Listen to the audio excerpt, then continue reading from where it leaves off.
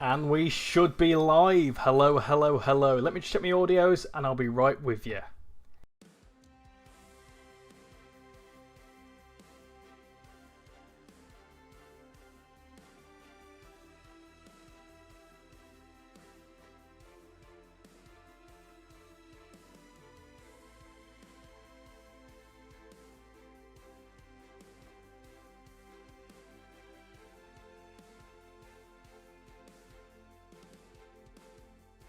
Gosh, the stream delay's a bit much today.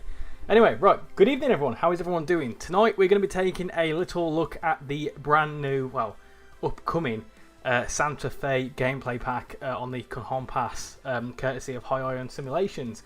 This is an exciting one. Firstly, because I've not really done much American Freight on the channel. Secondly, we're going to be having a special guest today who is going to be teaching me how to drive these trains. And thirdly, it's an early access preview stream, essentially. In a sense, I've called it a preview, but it's you know, you're looking at it before it comes out tomorrow. So what we're going to do today is we're pretty much going to drive the Cajon Pass for a full length, which I think is around about 2 hours.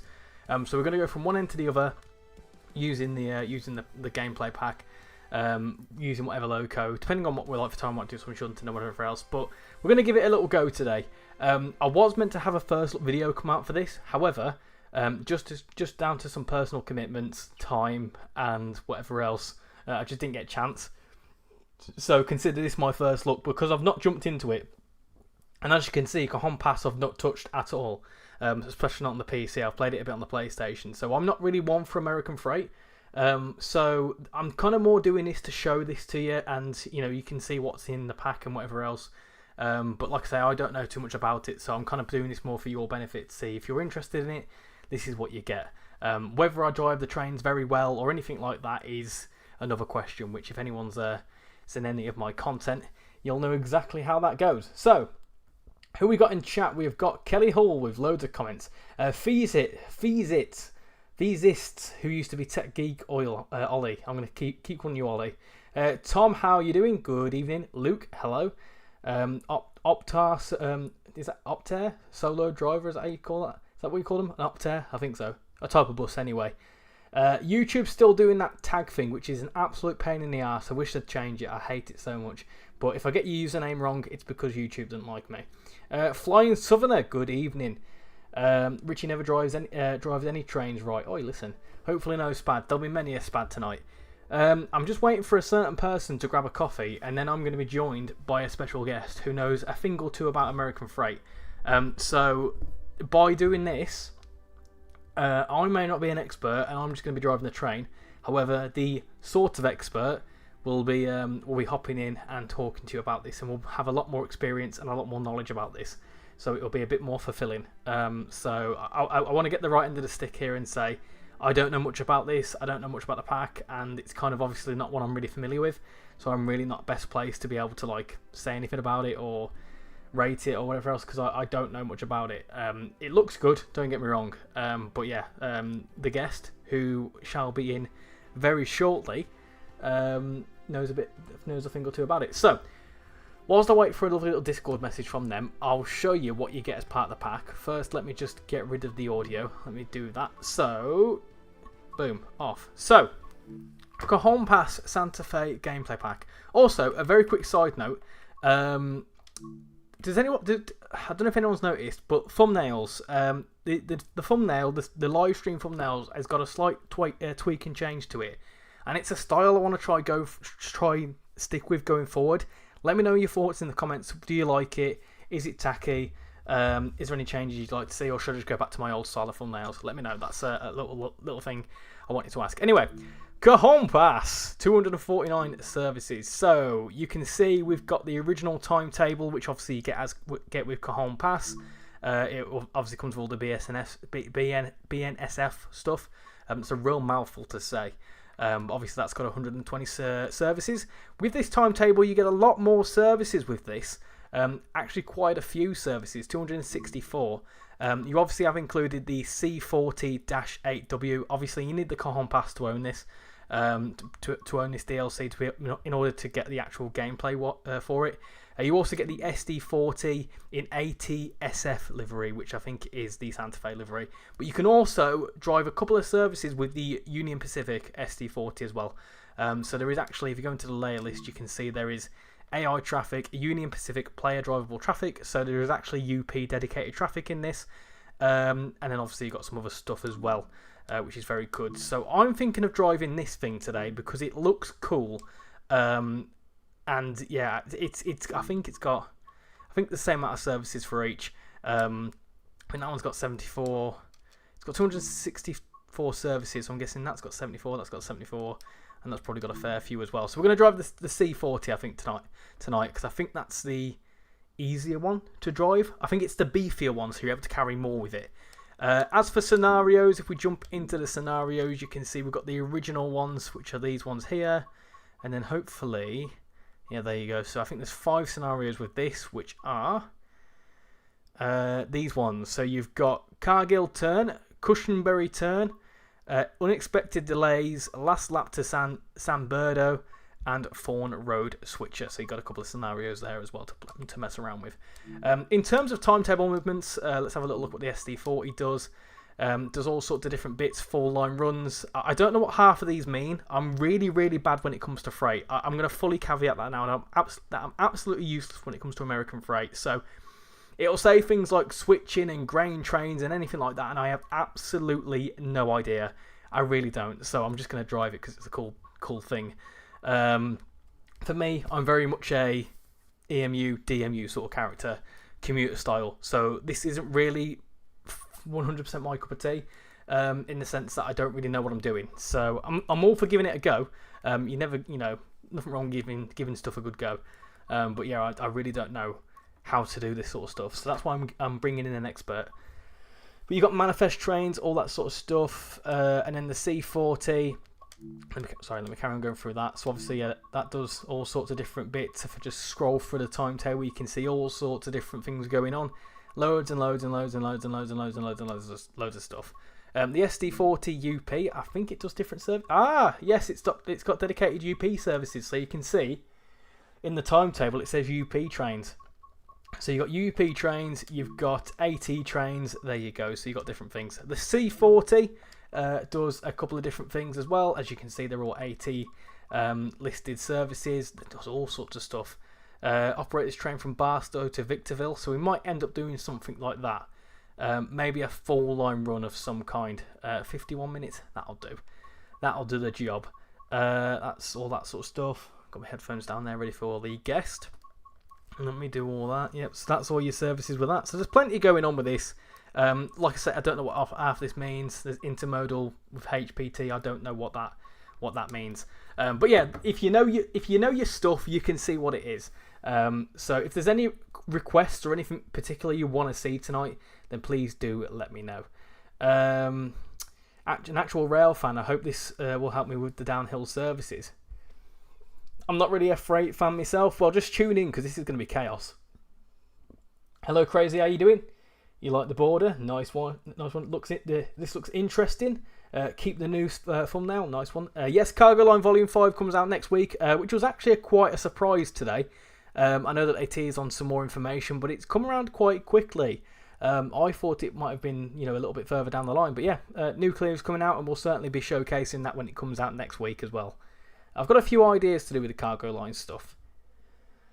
I've got a bit of bad news. I'm not going to record a freight train crossing through Scuntfoot Level Crossing anytime soon because the weather is starting to get unpleasant. Oh, hold on a second. Bear with me a second, peeps. I'm being phone called. Hold on a second. Let me attend to that. Hold on. I'm fully not prepared here. Hold on. I'm panicking. I've not got my headset plugged in. This is professionalism at its finest. Hold on, special guest. I will be with you shortly. Plug that in there. Happy days. Right, let me get the geezer in, and then we'll should be all good. So bear with me a second.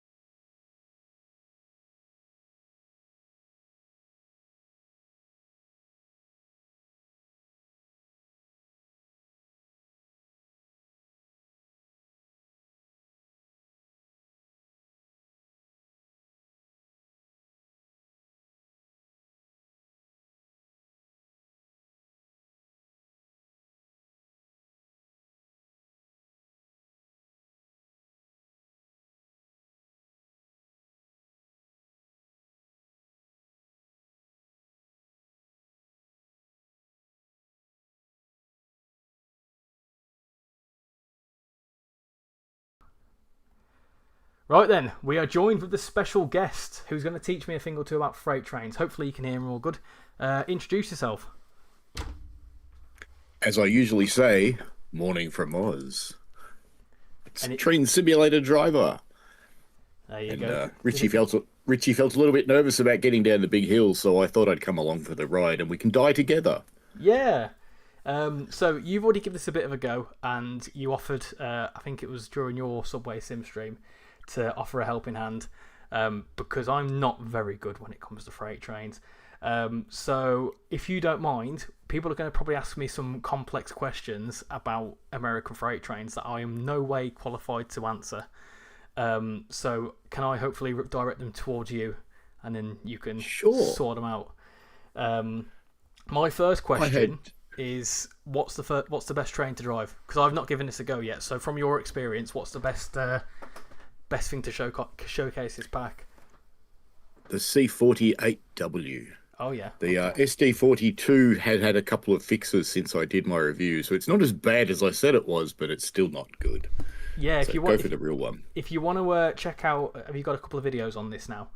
On this pack? I do. Yeah, so if you want to go and actually watch a proper first look video, because I've not done one, go and check out his channel. What I'll do is I'll very quickly put a link in the chat so you can go there. I might link which is the best video for him to watch.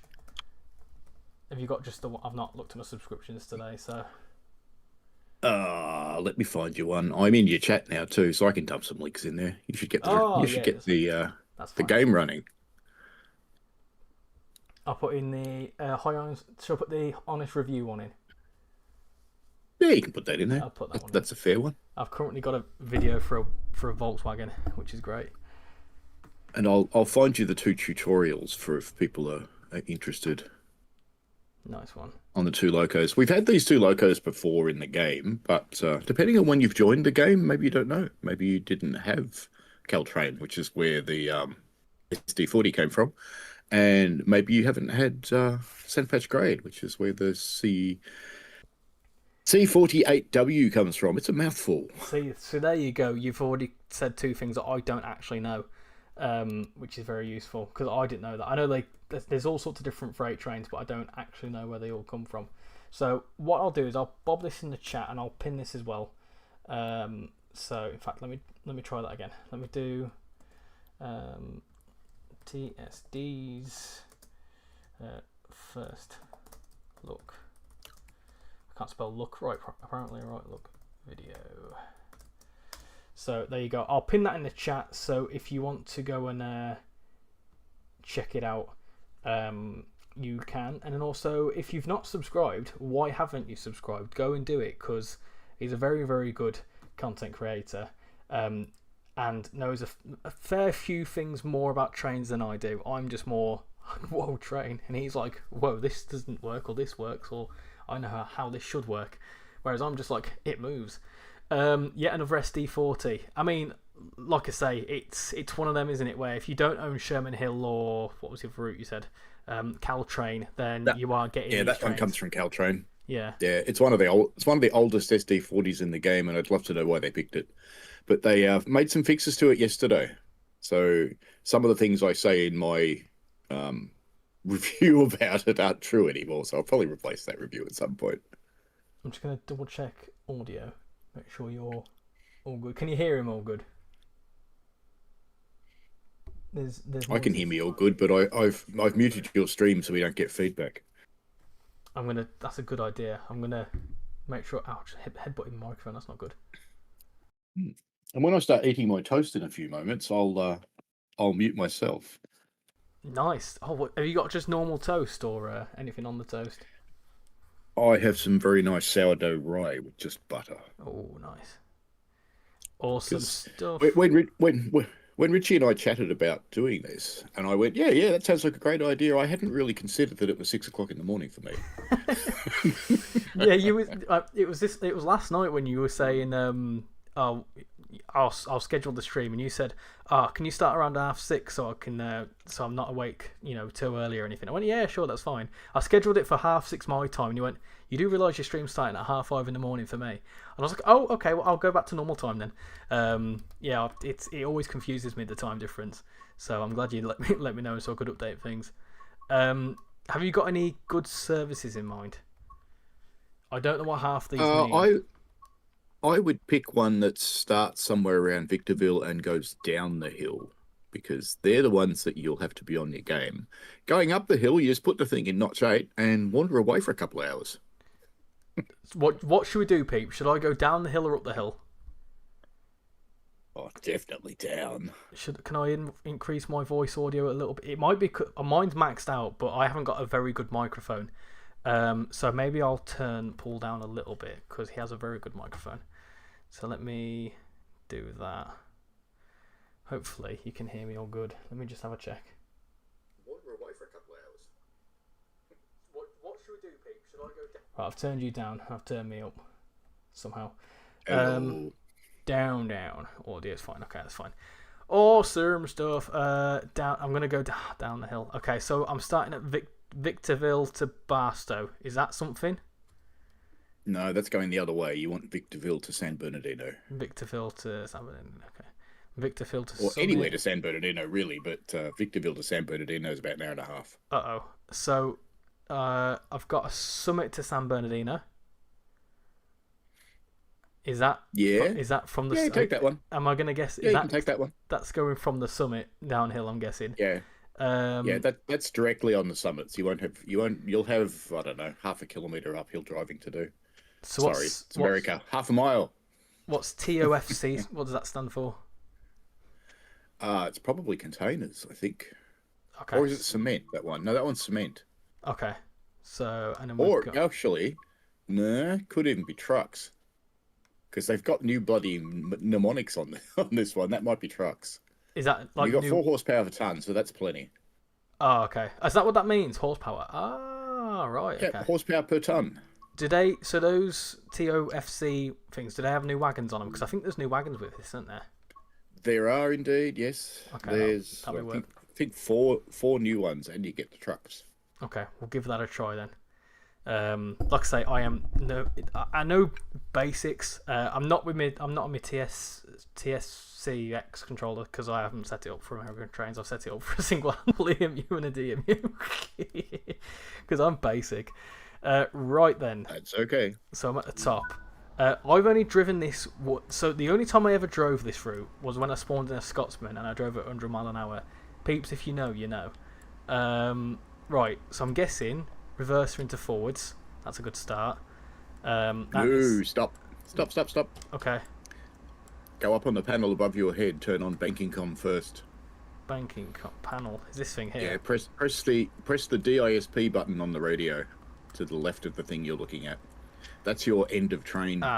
DSIP. DISP. Yep.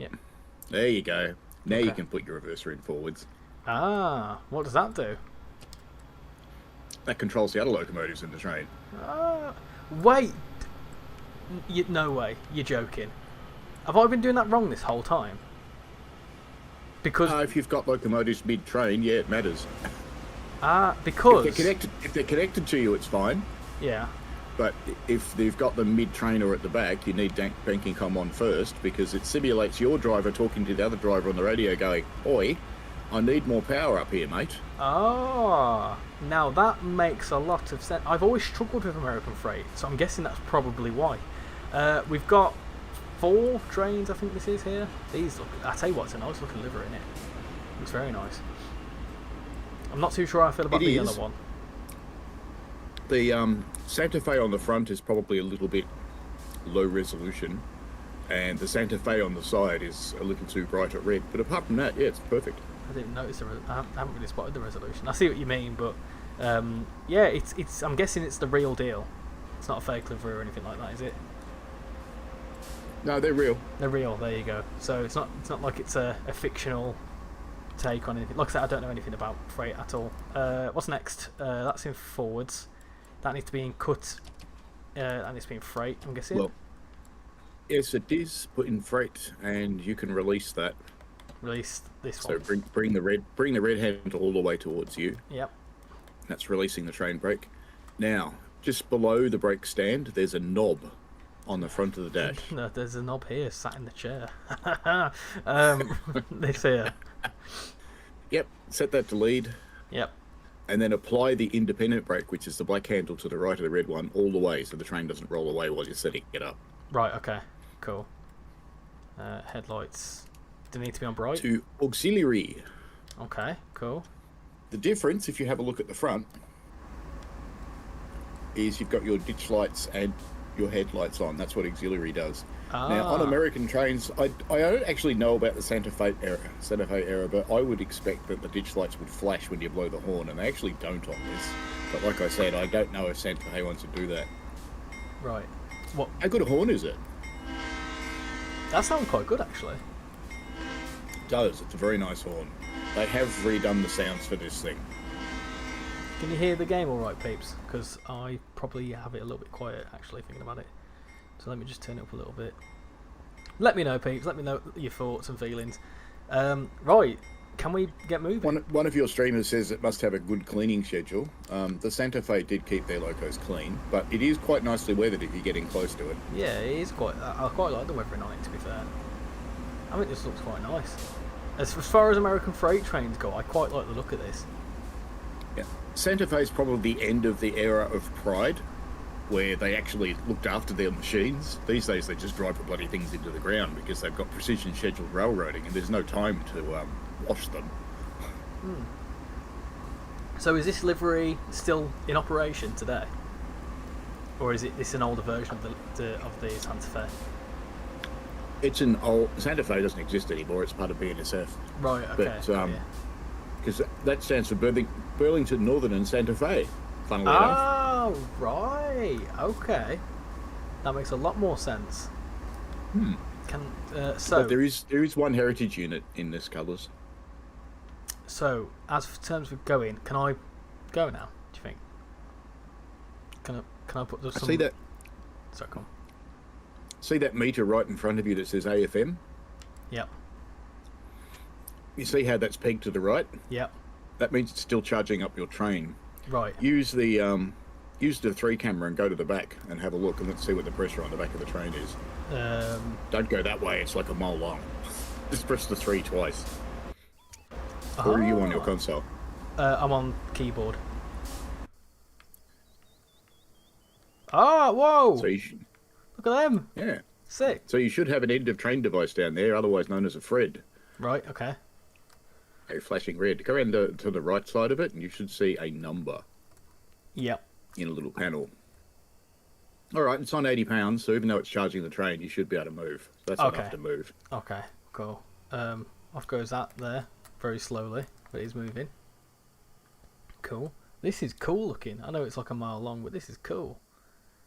Yeah, now I think these are probably TTX trailers, so they could have branding, but they clearly don't. And they have boring instead of branding. Yes, I'm on the PC tonight because 1, it's easy to stream. 2, we can bring in Paul, and also 3, I can't actually showcase early access content from the PlayStation, so those reasons are why. So if I release that now, is that the right thing to do? Put some power on first, and then release it. Is your reverser in forwards? I forgot. Yeah. There you are. You're fine. How much Cajons as you put it? That's fine. You can release it. Yeah, you're good. Oh, we're moving. Now, you are moving. You're going uphill for a little while. Yep. But don't build up too much speed. Okay. Keep it under 20. Because just up ahead, you're going to go down, and it gets very steep very fast. Is it that really twisty fast bit? Yep. Yeah, that I remember that because that's what I took Scotsman down once upon a time. Here we go. This is nice looking. I like this. This is cool. I like the trucks on the back. They're a really cool little feature. Something new to learn, indeed. Everyone wants me to go down. Well, that's what we're doing. Please don't be a JD and leave the bell running the entire service. No, I am vaguely aware of the bells. The war bonnet being SF unit IDs too much weathering on it. Which one's that? Is that the yellow one? The yellow one is quite weathered, but really interesting if you go and look at it. It's weathered on one side. Oh. Hmm. Should we try and catch up to it? Nah, concentrate on this or you're going to lose it. Okay, right. I'll make sure to do so. You need to stay with this train once you hit the hill, or the people of San Bernardino at the bottom of the hill are going to have another one of those disasters that just takes out half their town. Oh dear. Should we have a look at the map as well? So anyone that's not played Cajon Pass, I've given this a brief go. So this is this Barstow up here? That's up. Yeah, that's Bastard Yard, yeah. Yeah, Bastard Yard, there you go. So you've got a train going up there. There's quite a lot going on for a freight route, in my opinion. And then obviously you go down... Yeah, it's just missing the passengers. What sort of things would... what's it? That would run on here, Metrolink, wouldn't it? Down at San Bernardino? Not on this part of the trackage, but at the bottom at the station, yes. Yeah. Obviously, if you don't know, the But, San Bernardino line shares with this station here. Yeah, there would be a couple of Amtrak's on this thing, but they're not represented in the game by anybody. We don't have any diesely Amtrak's, do we? Dynamic brakes are going to come handy down the hill. Throttle to idle, Yep. and wait for 10 seconds, and then I want you to keep moving it away from you into setup, Okay. because you're about to hit the hill. You are hitting the hill. I can see it. I can see it. Yep. This is Pop it into scary. setup now. How do I do that? How do I put it in Just setup? move it away from you and into setup. I don't No, know. the other way. There you go. Got it. Yep. Okay. Now what? And while this would be bad for the train in reality, take it straight up to 5. So push it away from you to 5. Okay. All right. So we have now engaged dynamic brakes. You can see that the needle's gone into the yellow zone. Mhm. Yep. That should be enough to maintain your speed. You want to stay under about 20. Okay. Because this is a powerful locomotive. You have lots of horsepower for tons, so 20 will be safe. You'll be able to control it. Okay. If it starts getting away, we will use the air brake to recover it. But this is something I want you to look at now so you know what to do. Okay. When you apply the air brake, you do a very light application, so just put it into initial. Don't go further than that unless it gets really scary. Air brake. How do I do that? The red handle. Don't Yep. do it now because you'll stop the train if you do it now. But as soon as you put that one into initial, I want you to pull the black lever on the right towards you. You can pull the black lever towards you now just so you see what it does, and you pull it to the bail off position. What that'll do is it releases the brakes on the locomotives. So the train will have the brakes on, but the locomotives won't. And the reason you need to do that is because your dynamic brakes will turn themselves off if you've got air brakes on the locomotives. So, because I've slowed down to 4 mile an hour, can I release this one here? Oh, you could probably bring it back to 3, but patience, lady, you're about to get steep. Okay. So it doesn't matter that you come into here at 4 mile an hour. It really does. You can see how much it drops off down here as we slowly creep up speed. Yeah. So this is Summit. Where's Victorville on this? Victorville's actually behind you. It would have been further back. I'm guessing it's... So you're coming down the hill now. Yeah. Oh dear. Victorville's where the cement is. Now, the back of your train's still going uphill, but have you noticed you're starting to accelerate already? Slightly. It's kind of... Yeah. It's just there or thereabouts. Oh, it is now. It's speeding up now. I can see what you mean. Yeah, so even though the back of your train is still going uphill, the locomotives are so heavy, they will start stretching everything out and heading downhill. Uh-oh. I'm scared. It's fine. I'm scared. You're not in the steep bit yet. Don't worry about it. How you doing, Mikey? Welcome to the stream. We're driving some American freight trains. Dynamic brakes are going to come in handy. Oh yeah. When will you get the Santa Fe gameplay pack on the PlayStation? I've already got it. I just haven't played it yet. I haven't had a chance. But I've got it. That reminds me, I should tell my Xbox to download it. There is one BNSF War Bonnet Heritage unit, though it's not very clean very much. Yes.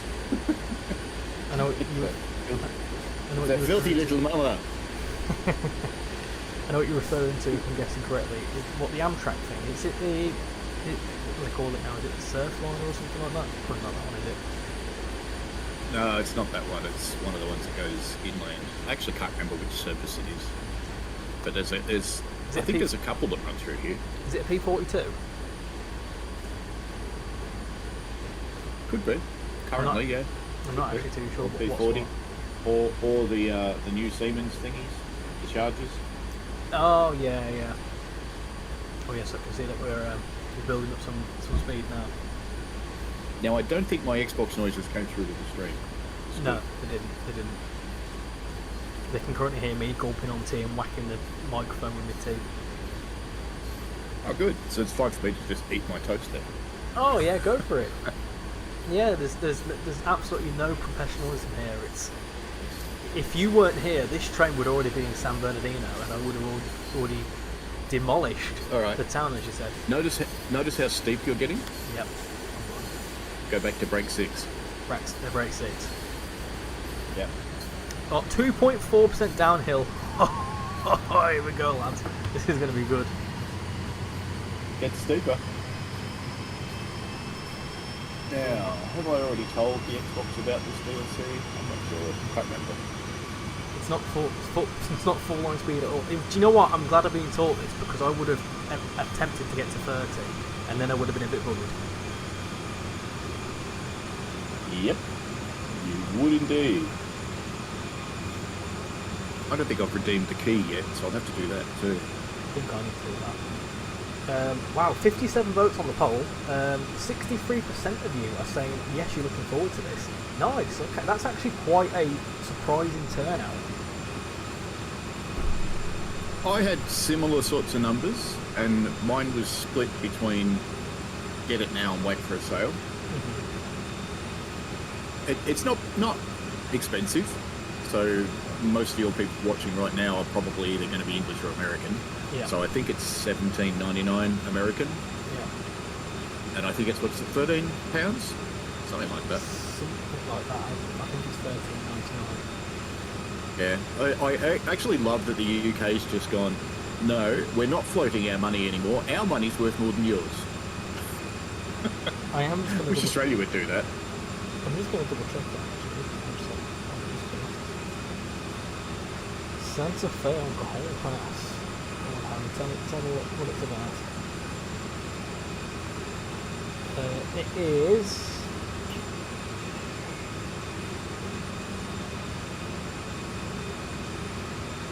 doesn't want to tell me. Ah, yes, it's £14.99. So it's £14.99. So essentially, this is kind of just slightly more expensive than cargo line back. I think obviously cargo line back's $13.99. I think. Something like that. It's only the Chicago. Just answering one of your questions. It's only the Southwest Chief on the Compass to Chicago.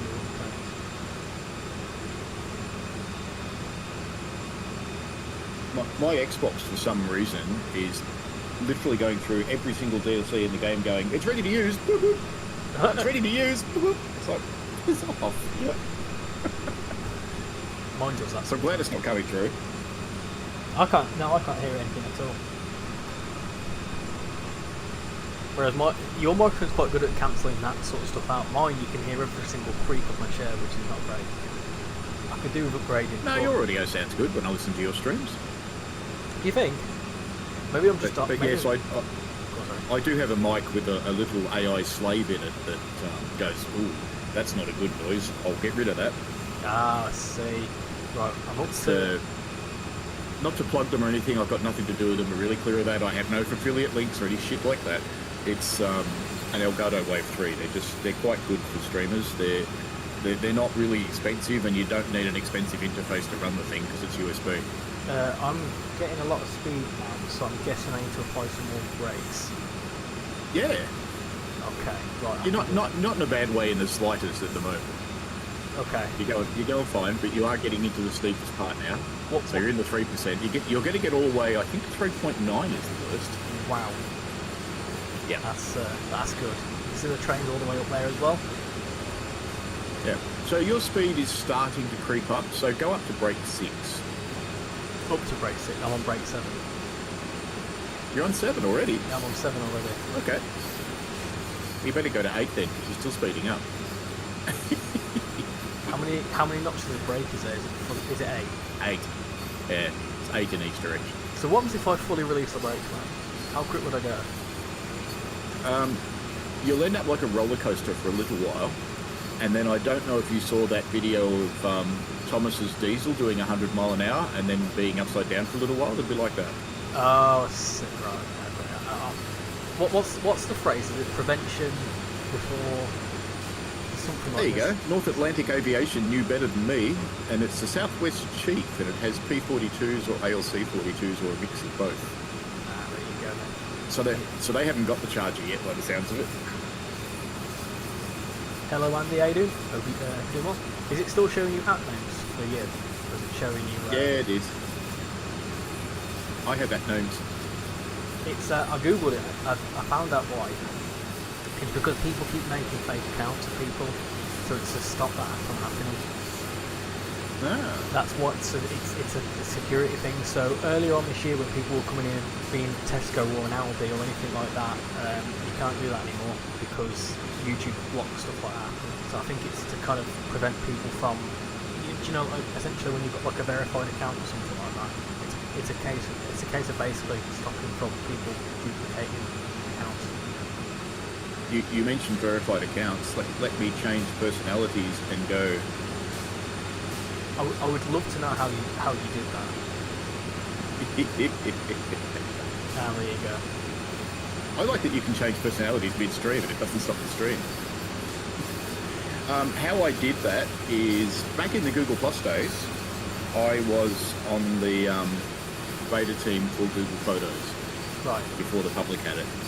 And I was verified for that because I had access to stuff that I wouldn't normally have access to. Oh, I see. Ah, Mr. Taserface, hello. Oh, Taserface. Yeah, do you know what's funny? Funny saying that, Taserface. I think this is the first time me and you have done a stream on my channel together. We've done plenty on yours. Yeah, I think so. I can barely hear me, the loco's too loud. Okay, that can be fixed. That can be fixed. It says.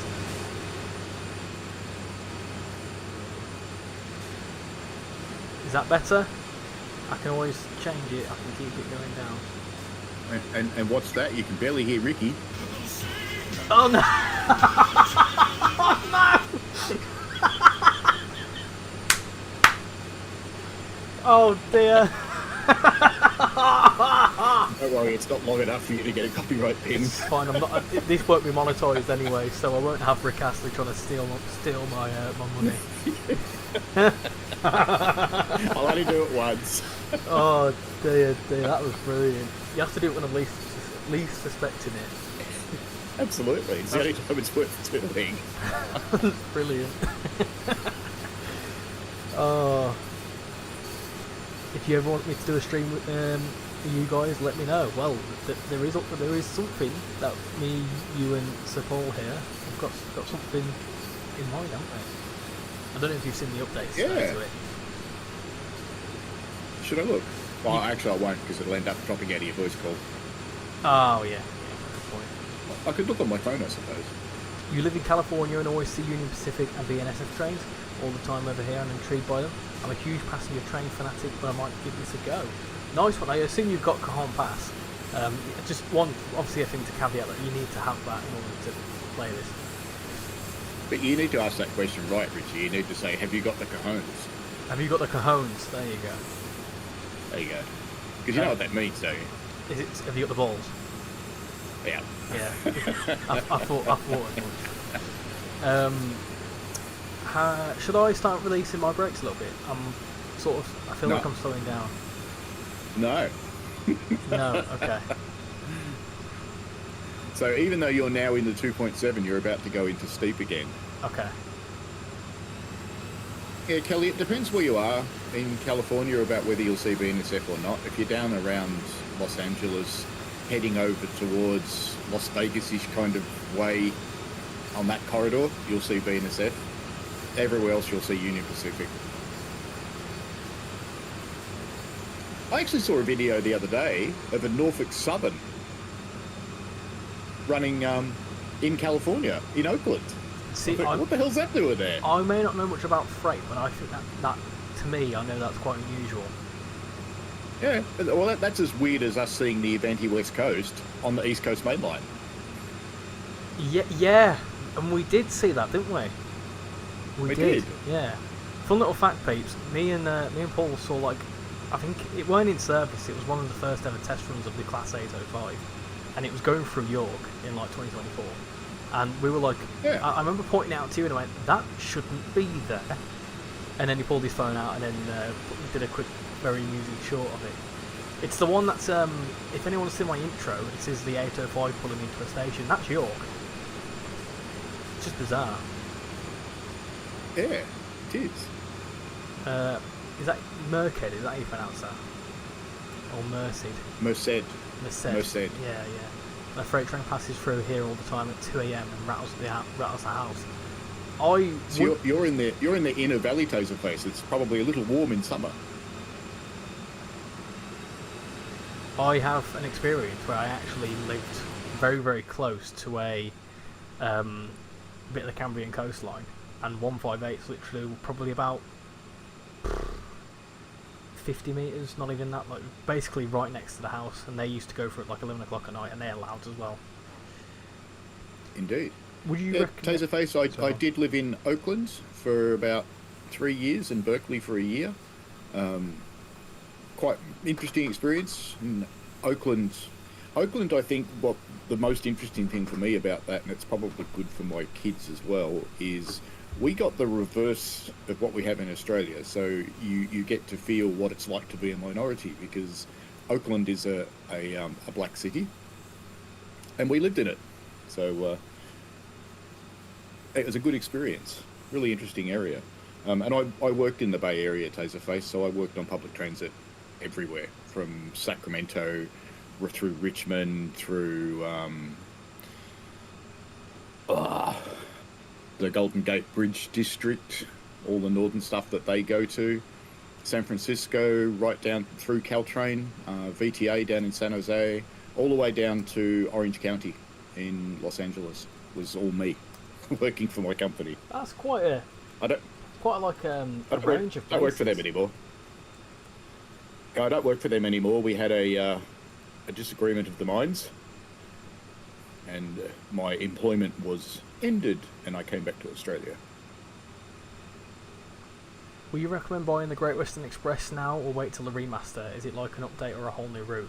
I would say if it's on sale, get it now, because I mean, theoretically it will be the same price. It will just be overhauled completely. What I would say, I'd say definitely get it on a sale for sure, because then you'd be basically getting a whole new route when it comes out. But in its current form, considering its age, it's not that bad of a DLC. I still enjoy it from time to time. So sure, once the remaster comes out, it'll be much better. But as it stands now, if it's like $7.99, even if it's half price, it's still pretty decent. So it's a good bit of fun. Gets to 105 here in the summer. Hottest it can get to is 110. What's that in actual measurements? Hello, British Ace. Hello, Joe. Welcome in. In actual measurements, it's about 35. Oh, that's warm. North Atlantic Aviation says, since you lived in California, how do you feel about the San Diego Queen's name change to Gold Runner? Well, I don't care, because I followed the Oakland A's. And I followed the San Francisco Raiders, so, the Raiders aren't in San Fran anymore, I think. Didn't they move? I think they got stolen. Is this American football, chat? Baseball and football. Baseball, right? Okay. When you said Raiders, baseball is the A's. Mm-hmm. Football is Raiders. Oh, I see. Not a clue.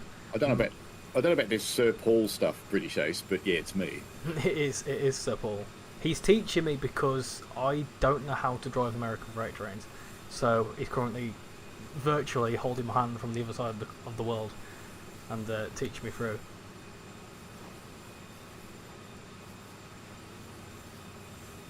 It wasn't a sports team, it was a train service. Well, there you go. I had no idea. Absolutely no idea. It sounds like a footy team to me. Well, at least you were right with something.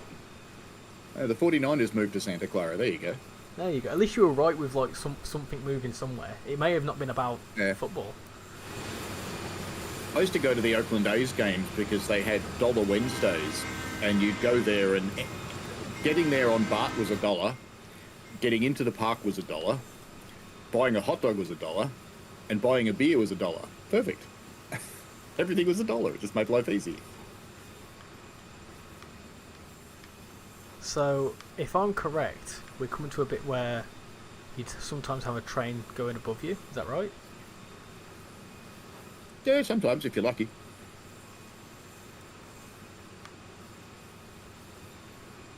I feel like I'm lacking some vegetation. But I think it's just my specs. My draw distance isn't very far. No, you're in the desert, mate. It really is like that. Oh, okay. It's not pointy and square like that though. Is that how it looks like for you?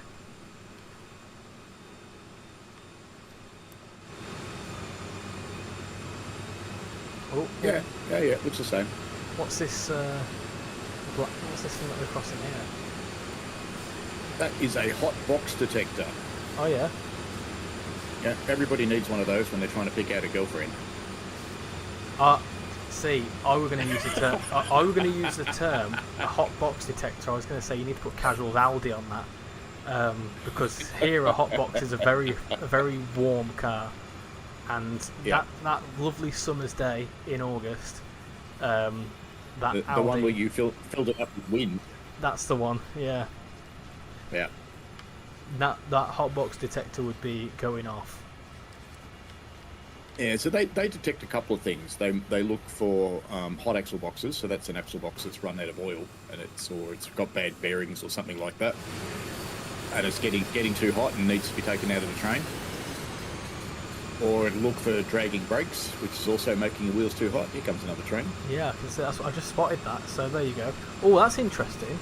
If you can see down there, we quickly fly on over to it, whilst I absolutely kill my frames. You can see that's both editions of the livery. Let's say the red one and the yellow one. If you can see, that's quite cool. And if we time that right, I don't think we'll cross that. If we would have been a little bit earlier, we would have crossed that. Yeah. If you'd been completely out of control, you either would have been upside down or crossing that. That's also got. So is that an intermodal? It is. Well, it's actually a mixture because it's got trailer freight and containers. There you go. So in terms of like traffic on this route, especially with this timetable, do you feel like it's busier than the original timetable? It's noticeably got more services. It's about the same. It's about the same. I did a time lapse on Cajon Pass once, and it's about 80 services run during the day. Oh, right, okay. There's a lot of it switching, or like local pickup or whatever it is. PPB Pallet says now you get dollar slices of pizza for just $2. They put the price up, bastards. Yeah. North Atlantic Aviation says train service from Sacramento to Stockton, formerly the San Joaquin's, now the Gold Runner. Oh, fair enough. It's operated by Caltrains. No, this isn't the same route. That's on the LA to Lancaster route. This shares the route with the San Bernardino line.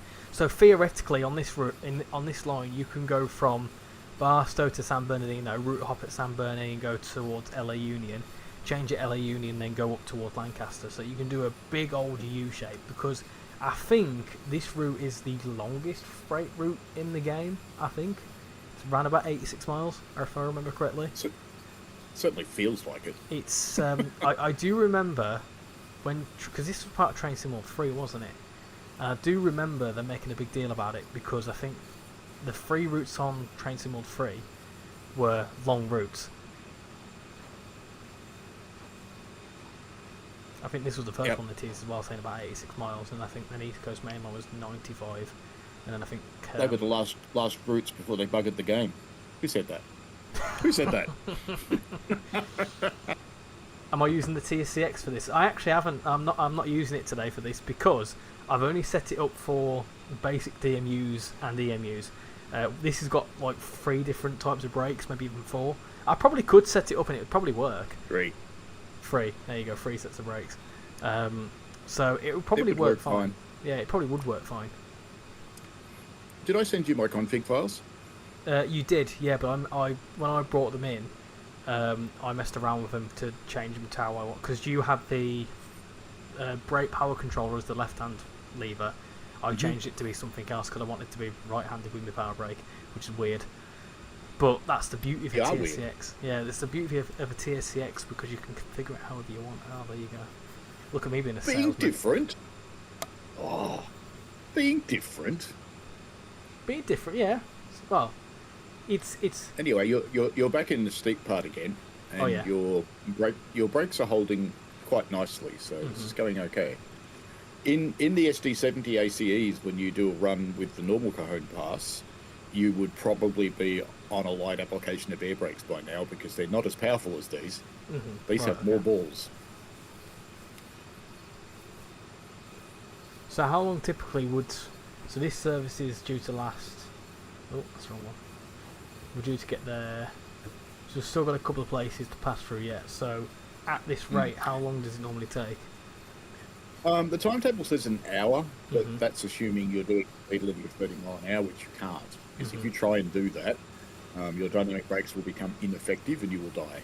Right. So it's anywhere from an hour and a half to 2 hours to do a full length run, but we are only doing part of the run. Ah, okay. Happy so probably be an hour-ish. I think I got away with it in about an hour last night, maybe a little bit over. I would love a third party to implement the Alamont Corridor Express since they already have the F40PH. Indeed, there is a third party working on the Amtrak locomotives, and that's why Dovetail have not built one. Is that that thing that Mr. Society looked at? Oh, I don't know. I don't know how advanced it is, but I know it exists. I know that because Dovetail would not build it if it was just in someone's imagination. I think it's on the forum somewhere because I think I saw something like that. No, it'll be good.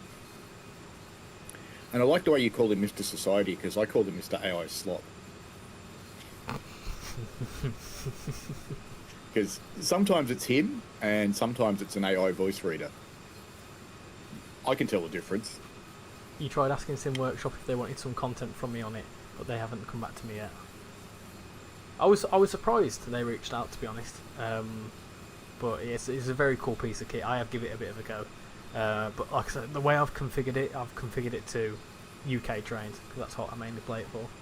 I know you can configure it to kind of be across the board, but I actually don't change it from loco to loco with the exception of Steam. I have a different setup for Steam engines. Right, okay. Because you can do it per loco, can't you? Pretty much. Yeah, you can. Yeah. I think you showed that. Yeah, and you can do that in 2 places. You can either do that in the TSW joystick and rail driver interface, or you can do that with the mod from Prime Mover Simulations. Ah, right, okay. Who I think I saw somewhere is actually progressing towards being a third party. Just to let people know, sorry, go on. No, go on. I was just going to say, someone's Taserface's port, just to let people know, Great Western Express is only $9, which is about £6 or £7 on PlayStation right now. Yep, get it. That price, can't go wrong really. I quite like Great Western Express. What's your thoughts on absolutely. It? Oh, I think it's a good route. Even the current version of it's quite good. It's visually it's not as up to date as the others, but that also means it doesn't have blurries. So it's a good thing. There you go. Actually, people who are suffering blurries, I don't have enough DLC on my Xbox to actually prove this because I've only got about 20 DLC. But if someone's got a lot of DLC on their Xbox or PlayStation and they're getting blurries, if you wouldn't mind uninstalling half of them and trying again and see if it still happens to you, because I have a theory, but I can't prove it myself. I have a feeling that it's something to do with the add-ons manager, because there was that whole thing with PlayStation that you couldn't install DLC over 64 gigabytes, and there was like a cap on it. Does everyone remember that whole stress? I think because of that, Train Sim World's got so vast as a product that people are easily installing 300 to 400 gigabytes worth of DLC, and when you're loading that in, I think it's having an impact because it's got so much to bring it. You're pretty much using half of the console storage just for Train Sim World, which is obviously it's just because Train Sim World's so vast now. There's probably ways that gigabyte could reduce, that gigabyte number could reduce, but I think at the minute it's obviously just a case of you know, if you want to have less blurry textures, you might have to uninstall some stuff. Because, I mean, realistically, you know, I don't have everything installed. I have around about 250 gigabytes worth of stuff installed, and I could probably reduce that. Sorry, go on. I don't know if it's the manager itself, but yes, I think it's the opportunity that you can have so much DLC, because we've got a huge amount of it at the moment, and it still loads a lot of stuff into memory from the routes when you're not playing them, regardless of whether they've got anything to do with the route you're playing or not, because I just don't think that's all that well optimized. So I know Taserface is that you turn off all layers from Birmingham to Crewe and it still performs horribly and have blurry. If you uninstalled everything that's not got a layer on that route and give that a try, and let me know if you don't mind doing it, let me know if that actually helps. If that helps, I'm gonna give that a test, I think.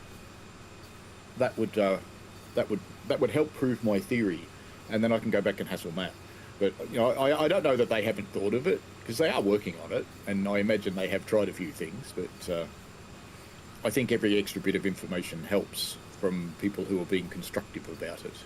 I'm going to give that a try. What I'll do is I'll install, because I've got all manner of German routes and US routes and stuff like that, which I know fundamentally shouldn't impact a UK route, but just from memory, you know, it's got to load in so much stuff. There you go. North Atlantic, only 32 DLC on Xbox and haven't had any blurry textures. There you go. There you go. So maybe it's a gigabyte related thing. Maybe it could be similar to the add-ons manager, where if it's like, it may be. Yeah, if it's like over, if you push it over 200 gigabytes, that's maybe when you start seeing it. Maybe it's like a certain ballpark gigabyte number that could be causing it. Maybe. I'll have a little look into that. That's a good idea. I don't have that many installed. I've got about 20 DLC installed, and I get them on the Richmond line. Could I? Which doesn't go to Richmond, but that's the only one, and that I get them on that one because the train's the high res. It's just too high res. Just on a side note, can I release the brakes a little bit because I'm slowing down a bit and I'm leveling out? Is it safe? No. Is it safe? If you actually drop to 11 mile an hour, pull it back one notch. It looks like you're going to, because if you look at your little acceleration bar, it is actually flashing in the bottom end. Yeah. So you just sped up again. I'll get to 20. I think that's safe. Yeah, you can let it roll up to 20. If you want to get to 20 more quickly, you can pull it back one notch, and it'll get up there quite quickly. If it gets away and you start getting above 25, we'll use the air brakes to get you back. Okay. I'm going to be a bit braver now, I think. You don't have everything installed. I think blurry textures may just be because of deliveries from Creators Club. No, because I don't have much stuff installed from Creators Club. I think it's... Yeah, I've gotten rid of it all except one. I think it's... You make a good point about it being as much DLC you've got installed. That would make sense, especially from a PlayStation point of view as well. Yeah, because whether you're using it or not, it loads stuff from every route, and it's taking up memory. I don't think it loads very much, but it loads up a map, and it loads up the list of locomotives, loads up the hopping points. Yeah, I was going to say one thing you've got to think about is hopping points, because it's got to calculate what routes you can get to. So, and that would make sense. That would make sense why it's increased a lot since Train Sim 5 days. Yeah. So that would probably, it might be route hopping. That could be a root cause of it. So potentially, I'm going to try. I'm going to investigate that myself. I think that's a good idea. Like I say, look, he's being brave. He's gone back to break 6. Oh, have I? Oh, I think I'll be okay. I can get up to 45 though. That's plenty. Isn't it? Your dynamic brakes will cease to be particularly effective after 30, so don't let it get over 30. Okay. The TSCX controller looks really, really cool. It does, yeah. I've seen a few comments about people saying the price of it and all this sort of stuff. I did fail to mention that, mainly because I forgot, to be honest. I was more buzzing that I had one, because yes, the reason why I hadn't got one is because they are particularly pricey, but so is a lot of sim equipment. I mean, you think a decent wheel and pedals sets you back about 300-400 quid. You know, my Thrustmaster with the wheel and the gear stick and the pedals cost me about 500 quid. So, you know, you want to get good sim equipment, it is going to set you back a couple of £100. Unfortunately, it's just how it works. I don't know how much rail drivers cost these days. About the same. So it's not like it's extortionate in the sense that compared to other products, that's just how much they cost. But when I opened it, I was genuinely surprised at how high quality it does feel, because it does. It's hefty, isn't it? It's a lot heavier than expected. The buttons are the Temu version of industrial buttons. There you go. They're actually quite good. Yeah. Buttons. Well, that's what I thought when I give it a go. I thought, do you know what, this is actually really, like, my Thrustmaster, fantastic wheel, it's great, but it feels quite plasticky and it feels fake, if that makes sense. Which is fine. Yep. It serves its purpose. Absolutely no problem. Just drive an MG. Yeah. Because I reckon MG steering wheels are made by Thrustmaster. They feel exactly the same. But I did have a Thrustmaster wheel, and I was shopping around for a gear stick because, you know, I was getting more and more into trucks, and I was getting sick of running an automatic truck because, you know, I want gears. Because I'm old school. I grew up with manual, or stick shift as Americans would call it. Because Americans are weird, just frankly weird. But when I was shopping around for that, I came across the Logitech wheel I've got, and it was a return from someone, and I found it at, well, I won't plug the brand, but I found it at a particular shop, big box shop, and I got it for less than $200, which is about, I don't know, £110. Oh, there you go, that's not bad. With a wheel, pedal, 3 pedals, and a gear stick. That's not bad. That's not bad at all. So obviously, awesome. you can get all this sort of stuff cheaper if you find it in the right place. But yeah, it's around about, if I remember correctly, I think it was €300 possibly. So I think that's around about 270 quid, 250 to 275 quid, which is a lot to pay. I fully appreciate that, and a lot of people, I saw a lot of comments saying it's almost the same price as a console, it's this and it's that, and it's, well, yes, but it's a good piece of kit, and if you wanted to get, you'll be very pushed to find anything similar for cheaper, and if you did, it probably wouldn't last long. So you can make one. So if you want to make one yourself, if you're handy and you know a bit about electronics, there's a good article on the forums about building one, and there's a guy there that's basically built the whole desk for a Class 66. And it actually looks pretty cool. You could do that, but it probably cost you the same price, if not more. It depends where you get the industrial switches and the sliders and stuff from. If you bought them off AliExpress, it'd probably be quite cheap. But if you went for a serious local supplier, then yeah, it'll be expensive. You'd like me to go to Leeds Station and find 158903? I've probably been on 158903. North Atlantic Aviation says, I was never taught to call it manual, I called it stick. There you go. See, Americans are weird. A bunch of layers, but I have a bunch of layers, but since I barely have games on the PS5, it runs perfectly fine. Yeah, running wise, it's fine. But I do think, the amount of DLC is possibly a factor. Like I say, the game is essentially the core game isn't like the core game itself is what, like 5 or 6 gigabytes, and then you've got every single DLC on top of that. So the actual game's DLC is almost what, 10 times the size of its maybe even bigger, 10-20 times the size of its actual core game. So I can imagine that might be a bit of a root cause. Dovetail will investigate this. They don't want you to have blurry textures. It's not something they want you to have. When you tested out, what was it now that you tested out? CSX Heavy Haul. You should be blowing your horn. You've got a crossing. Remember, it's 2 longs, 1 short, 1 long. Is that right? No, because you've only done 3. Okay. Is it 2 short? Is it 2 longs? Two long, and How they long? should be about 4 or 5 seconds for each one. And then a short, which is a couple of seconds, and then 1 more long. And the long should last from before the crossing until the crossing's finished. Right, got you. But despite the horn antics of American trains, because America, Canada, and Mexico all use this system, despite the antics of the horns, people in Florida still get hit by trains because they drive in front of them. I always love the articles where they go, "Killer train took out another life," and I go, well, it's not the killer train took out another life, it's an idiot took out their own life. But it's like people that drive around railroad crossings over here. Like, it's just silly, isn't it?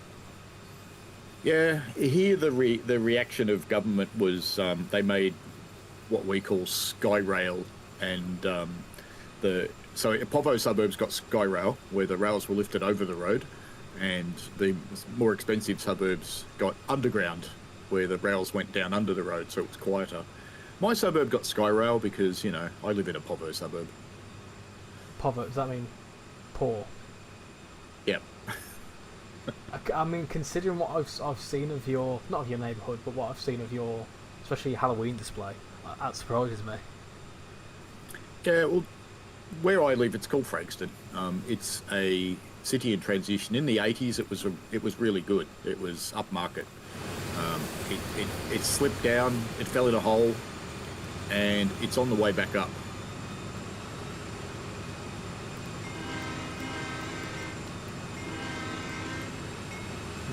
I think North Atlantic Aviation did make a good point a few moments ago about speeds, and that 45 is breaking BNSF rules. That 45 is for passenger trains. You wouldn't do it as a freight. North Atlantic is very correct, and depending on your signal, you usually don't go above 30 on a normal day. If you go over 30, your dynamic brakes will actually become much less effective, and you'll end up running away. But you're doing fine at 23. But when you get to 25, put it back up a notch. Okay. I'm feeling brave going up, because we were going 13 for a very long time, so I'm feeling brave. You are still creeping up, though. You got to watch that. I'm only on break 5, so I think I'm hoping we're okay. Wow, this is incredible. Look at the clouds up there. It's beautiful. Very nice. Not bad for umbrella engine.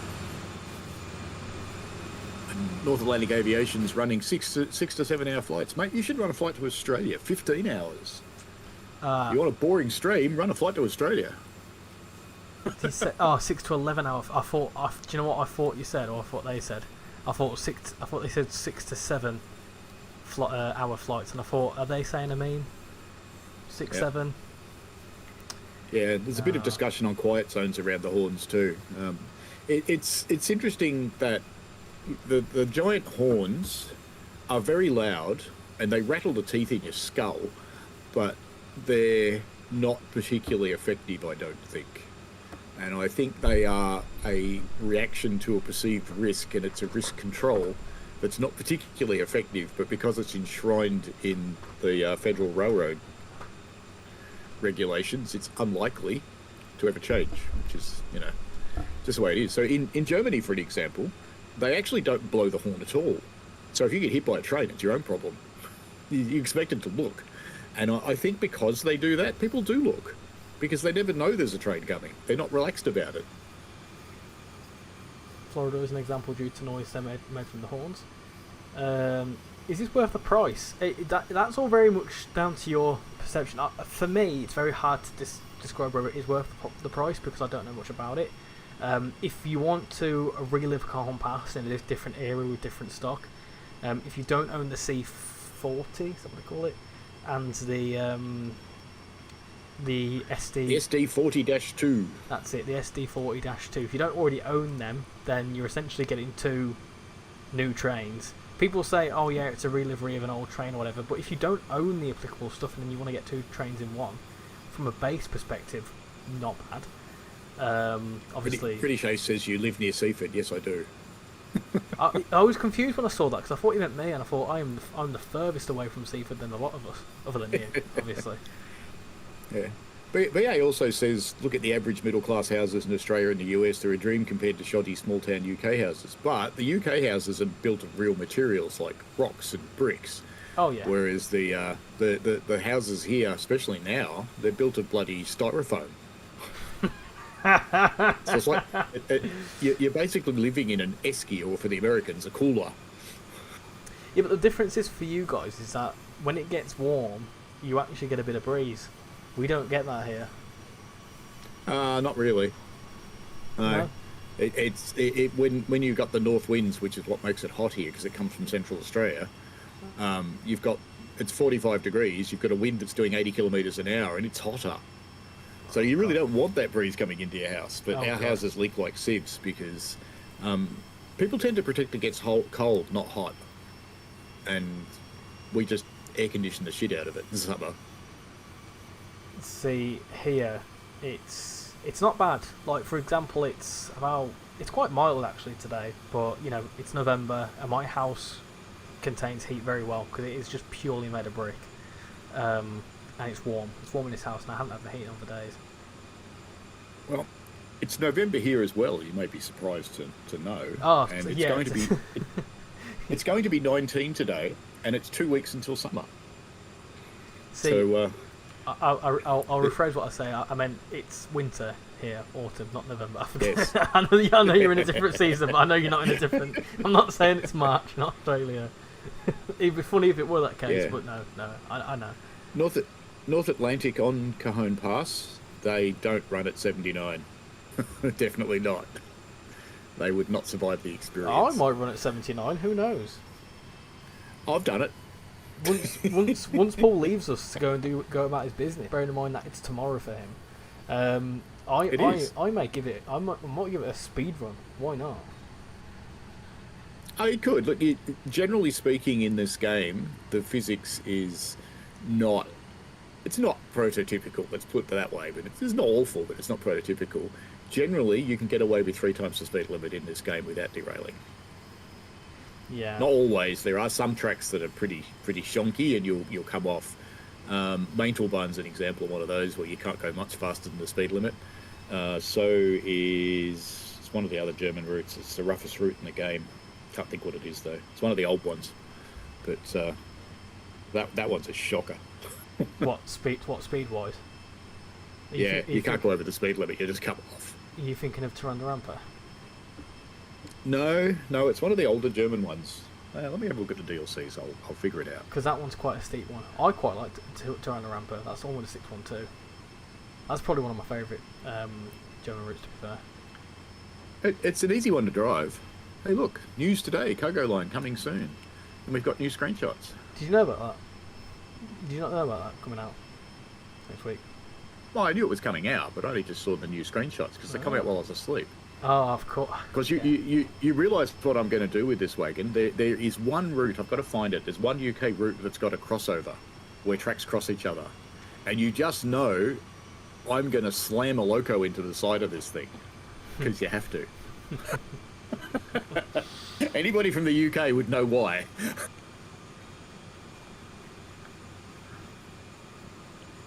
Well, anybody old enough from the UK to have seen the video would know why. I don't know. I don't actually know what you're referring to. Oh, when they first brought these flasks out, they wanted to test if they were safe, and I think it was a Class 50, but they slammed a Class 50 and some passenger coaches into one, that go flat neck, and it's a magnificent video because the engine actually leaps out of the locomotive and goes flying off into the distance on fire. And it's a magnificent video. I've never seen that. I'll try and find it. Yeah, please. I've never seen that before.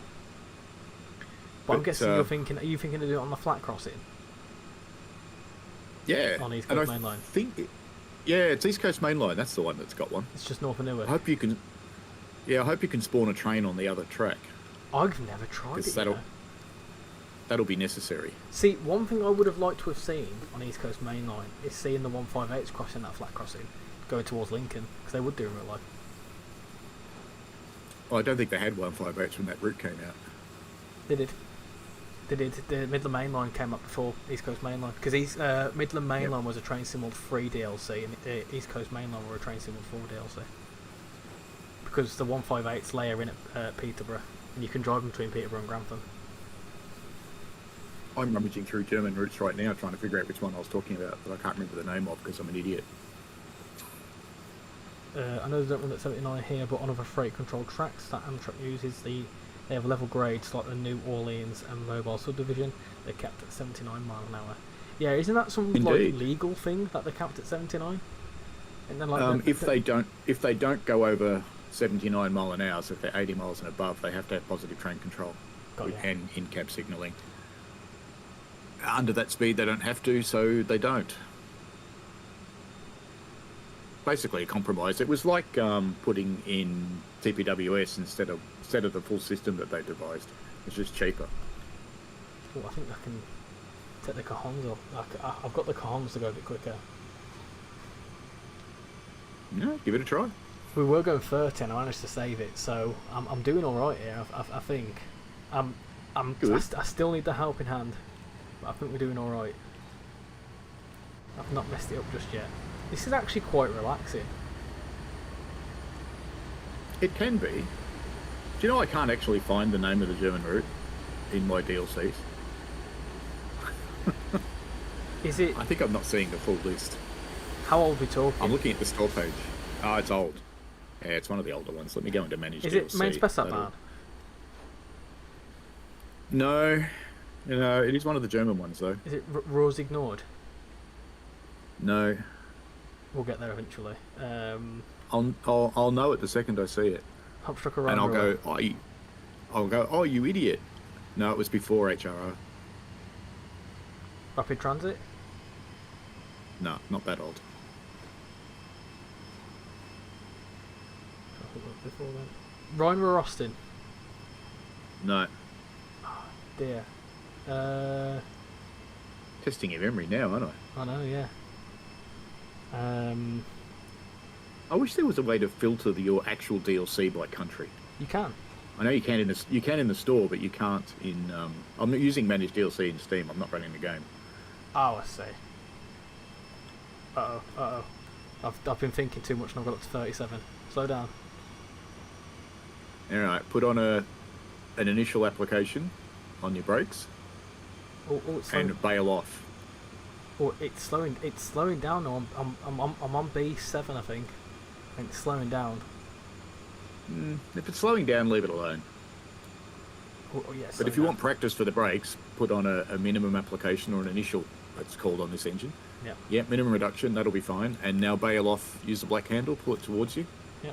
You get pull it and hold it. Yeah, you're fine now.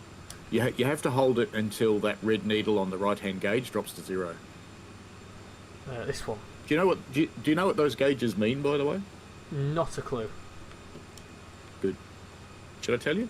You can. So let me have a guess. So that is, I'm guessing, brake and power. Yeah. So that's the amount of electricity that your train is currently generating, and you're just burning off, making global warming. Right. And you see how that needle's jumping? Yeah. You've got wheel slip. Oh, okay. Not enough that the wheel slip light's coming on, but enough that you're seeing it on the needle. Right. Okay. What do I need to rectify that? No, just leave it alone. The computer's coping with it. So what that's telling you, because the light's not on, yep. The computer's coping with it in the train. You just let it do it. Oh, okay. I think I'm going to leave the brakes a tiny bit as well. That, I don't know. I think that's kilometres an hour, possibly. That's miles an hour. I know that one.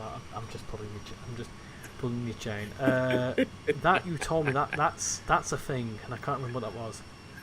That's the airflow movement indicator. Okay. And you'll also see it as an AFI. There's a couple of other names on different locos. This is one of the few that it works on. Yep. So with it being pegged to the right, it's pumping your train up. When it's pegged to the left, it's not pumping your train up. It's basically showing how much air is coming from the compressor going into the train pipe. Gotcha. Or more effectively, it's coming out of the main reservoir going into the train pipe. See how it's dropping now? So you've released your air brakes and it's finished doing its thing. The train is now pumped up. Gotcha. That next gauge over, the red needle is the air pressure in the brake cylinders on your locomotive, and it only measures one of them, out of the very many that you have. I think you've got 12 on this thing, something like that. So it's measuring just one of them. Right. The white gauge is the train brake pipe, so that's the continuous pipe that runs the length of the train.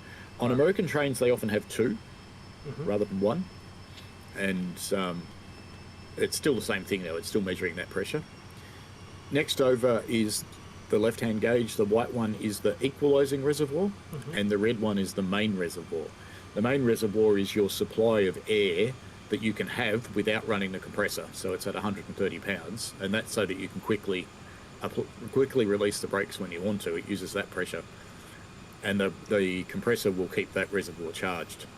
Oh, okay. The white one is the one you actually look at when you're braking. So if you wanted to do a fairly small application, on this one you just put it into minimum and don't worry about it, and it'll do, depending on the train, somewhere between a 7 and a 10 pound reduction on the equalising reservoir. The way it works is you set the equalising reservoir to what you want to have for a brake application. The brake pipe will follow it, so it will gradually move, or sometimes quickly depending on the train. It will move to what you've set on the equalising reservoir, and that's why it's called the equalising reservoir. The system equalises to it, and it follows a thing called Boyle's law. So if you do a 10 pound reduction, you will get a 20 pound application of the brakes.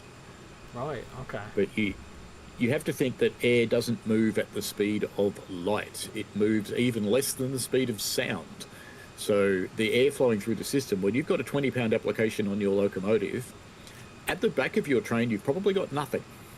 And gradually it will catch up, and eventually you'll have the 20 pound application on the back. By that point, you've probably released on the front because you've slowed down enough. So you've now got nothing on the front, but you've still got 20 on the back until the brake pipe recovers at the back of the train and releases everything.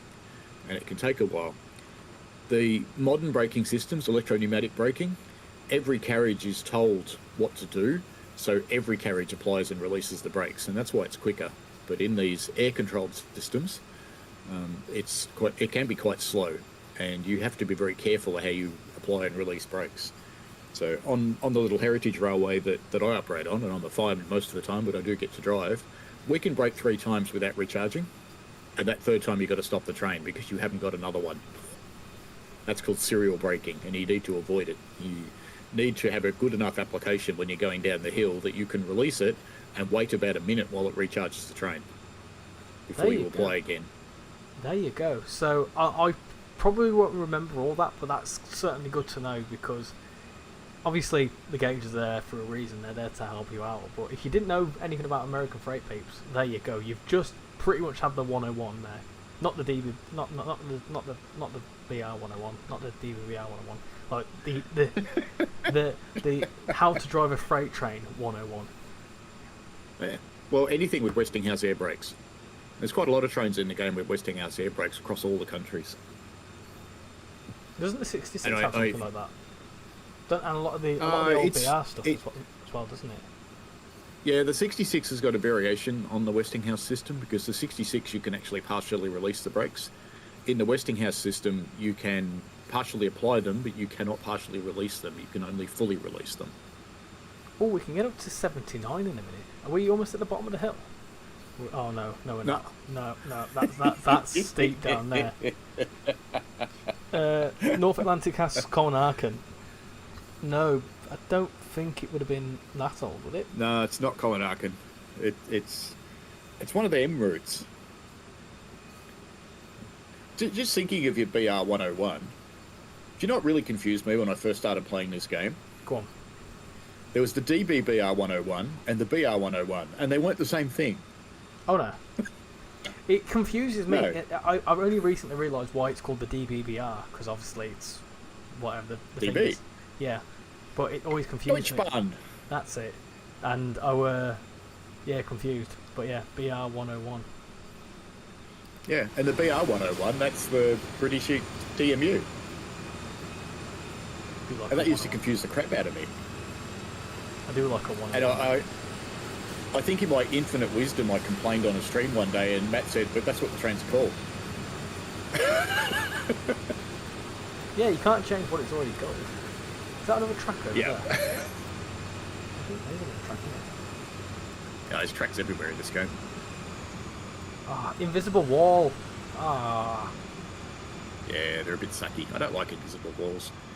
I would prefer to be left to my own devices, knowing that the further I get from the rail, the I've glitched. less fidelity I'm going to have. Oh, I glitched out. I thought I glitched outside the wall, but you can tell where the wall is on this one. That's good. Yes, you can. They're not normally visible. That one's clearly heavy and it's flattening the ground. That's brilliant. You see, that's one of the interesting things. I had a discussion with Will, one of the lead developers on Train Sim World, said the invisible walls, they've got to cost performance because they must be in memory. And he's going, no, they don't cost performance and they're not in memory. I was like, well, how does it work then? So I basically had an argument with the lead developer, knowing nothing about how Unreal works. Do they cost I've performance? learned how Unreal works since then. Oh, yes, they do. So he was just being, you know how most developers, I know you meet the occasional one, most software developers are quite sure of themselves, shall we say. So it's just how they are. So I'm actually going to start the game and find this bloody route because it's annoying me now. I'm trying to go through all the back catalogue of. Do you know what I am going to do?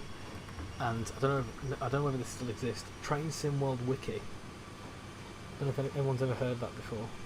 Great. Yeah, it's still around. It's a great little website. Let's have a look. Yeah, there's quite a few people maintain that. Release history. Let's have a look.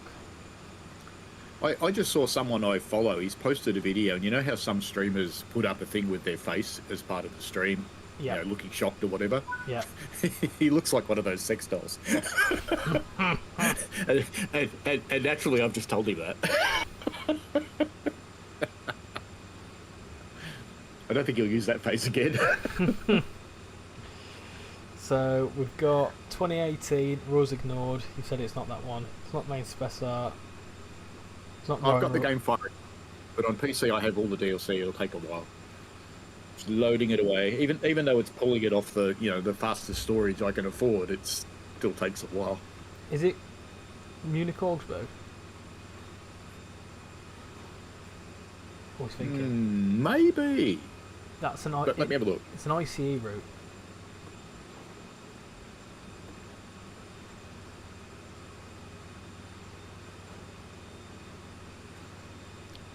Choose a route, and I want to filter it to Germany. Is it in the older lighting? Is that when you say it's an older route? Yeah, it is. It's got to be anything for Train Sim World 3 then. So it's not Tyrannoramp. It might. The only other option would be Main Spec Art Barn. Would be It's main Spec Art Barn. It's main spec art barn. Yeah, that's the roughest one in the game. I thought it was something like that. Yeah, and there's a yard in main Spec Art Barn at one end of it that it's like a bush track. It's bumpy as. And when most people probably know that I used to do beta before I took myself out of it, because I took myself out of beta because I couldn't do speculative videos because I actually knew what was going on and I didn't want to leak anything.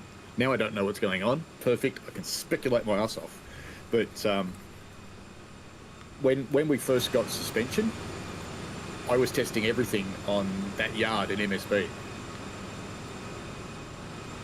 And it was really funny because in that yard you could make the wheels fall off, and I think Eh? there was a Class 66 where the wheels would end up like 25 metres away from the train because it was so rough. Whoa!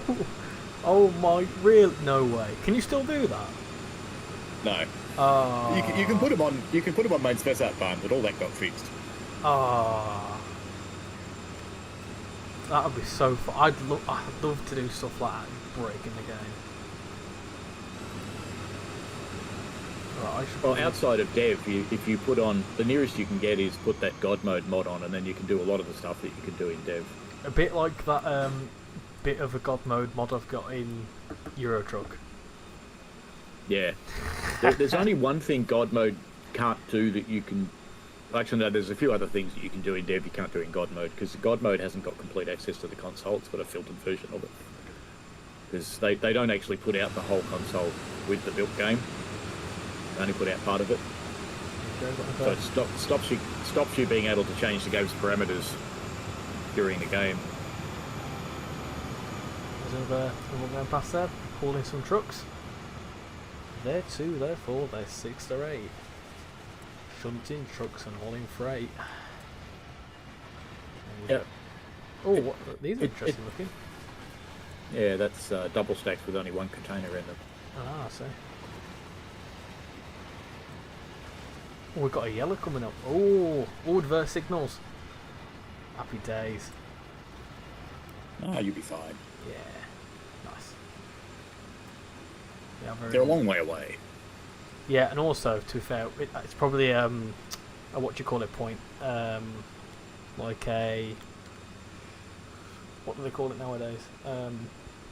Approach control, because we're coming up to a go via. If you want to be more confused, the New Jersey Transit ALP46 is derived from the DVBR 101.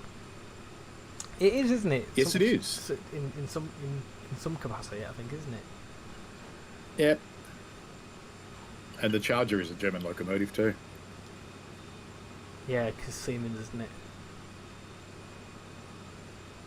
You're going to go on to 158 903 this week, and hopefully with a Rail 200 livery. Where's it going to, Kelly? Is that a hover bus? Whoa! Is that bus hovering, or is it just my eyes? That bus is... Oh my god, it's a magic bus! It's a magic hovering bus! That's how they make sure school buses never run over the children. They just hover them. It found that. Do you know what it was? No, do you know what that was? That's Doc Brown's new time machine. Because obviously the DeLorean hovered, and then it just disappeared. Not quite 88 mile an hour there. I don't see a Bluebird bus getting to 88 mile an hour. No. You could do. Depends how much NOS you put in it. I played the Crew 2 for a little while, and in that game you can soup up cars to some incredible lengths. And yeah, I may or... Oh, that's a drop. Oh, that's a drop, isn't it? Whoa, look at that. That's going to be fun. It like levels out for a brief minute and then... Oh, bye, see you later. So when people say in this game routes are flat, I think that's a prime example. State of it. Yeah. Anyway, I've got a really shit Fiat 500, and I managed to. I think it was in a bath or whatever it is, but basically equivalent to a Fiat 500, and I made it like that powerful that it was able to go like 0 to 200 in like 10 seconds. Nuts. Yeah. So you just see this little tiny hairdresser's car just going quicker than a Ferrari. It's quite funny. The Abarth is just a brand that makes the Panda look cool. Yeah, it's Fiat essentially, the Abarth, but I don't think... Do you have Fiat in Australia? Yeah, we do. We used to have our own cars, but, you know, everybody outcompeted us, so our car industry died. Wasn't it like Opals or something like that? Not Opals. Holdens and... Holdens, that was it. It was all Holdens and Fords and rice burners. as in Japanese cars, said in the standard casual racist Australian way. Yeah, Fiat's all right. It's my Fiat's seen better days. It's the magic school bus from an old American cartoon. The ACS 64 is a combination of the Vectron and the Euro Sprinter. So correct me if I'm wrong. Euro Sprinter is what a 101 is, right? I know what a Vectron is. You quite like. You have to say Vectron properly. Go on. There you go. Have you got a sound for Vectron? Like no, oddly. I think you should make that a sound bite. Is that what they call it? Could do that. Now this is giving Spaghetti Junction a run for its money here. I feel like I've driven these roads in American truck. That's nothing compared to the Oakland Maze. I dread to think. Have you got a picture of the Oakland Maze? You can look at it in Google Maps. Is it actually called the Oakland Maze, or is that just a nickname? It's a nickname. It's basically where you come off the Bay Bridge in Oakland, and you can go everywhere, and there's half a dozen freeways that all join together there. The MacArthur Maze? Is that it? That might be it. That might be its real name. It's something like, oh my god. Let me get a picture of that for the stream. Hold on, bear with me. Is that a good idea whilst driving? No, probably not. One of my favourite pastimes when I worked there was I used to import Aussies to be my installation foreman from Australia. And that's good, isn't it? Importing Aussies from Australia. I mean, what else would they be? But what I'd do is I'd pick them up from the airport, and coming across the Bay Bridge, see, no one in Northern California cares if you speed. So I'd accelerate up to about 90 mile an hour and head into the maze, and it's like a roller coaster. And unless you know where you're going, you can't do that kind of speed, because you need to know where the exits are, what lanes to be in, and all that sort of shit. And I'd go whiz, whiz, whiz, whiz, whiz, whiz. I'm sending and you. I'd go, sorry. Yeah, that's it. Is that it? Oh, yeah. Oh my goodness. Yeah, there's a reason it's called the maze. Let me. It looks like an octopus consuming West Oakland. Let me just. Can I save image and let me. Oh. Let me put that in there. It's Highway 80, 580, I think 480 and 24. I think. All joining together. Let me get that up. Put that on there. I'm multitasking. I'm driving a freight train and also trying to pull up an image, which is fun. The train's managing. That's fine. In fact, if anything, I could probably speed up just a little bit. Oh, it's doing all right. So the image. That is the maze. That gives Spaghetti Junction a run for its money. Oh my goodness. Wow. Yeah, there you go.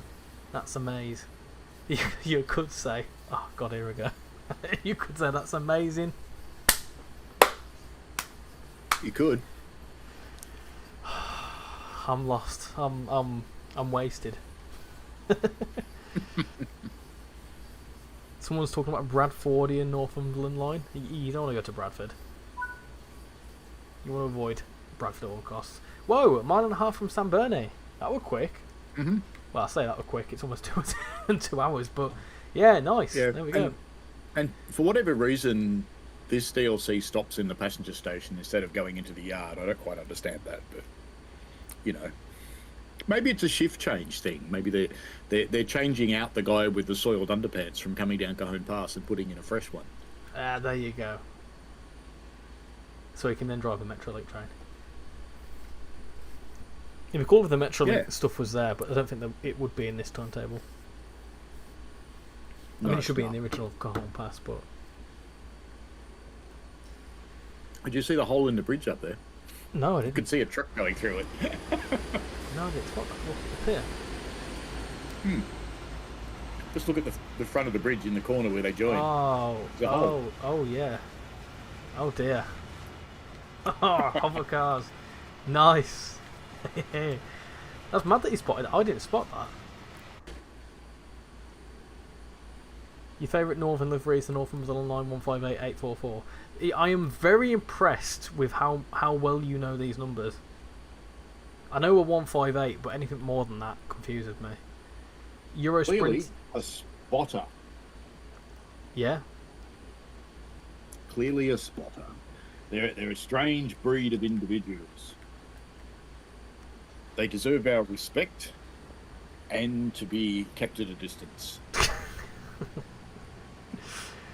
A Euro Sprinter is the 1116 Taurus. Gotcha. Yes, it is. Yes. I thought it was. Or a 182, if I really want to upset you.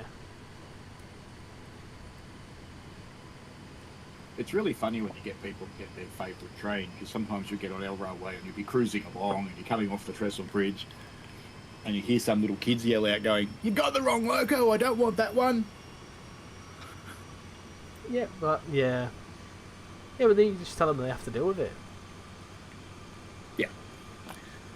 It's alright, usually just stick your head out of the cab and go, "Gunzo." Look at you going so fast you're not going to be able to stop in 760 yards. We'll be able to stop. I'd get my air brakes on if I were you. Okay. I mean, I think we're coming to a relatively gentle stop. Is this a bit too hot into San Bernie?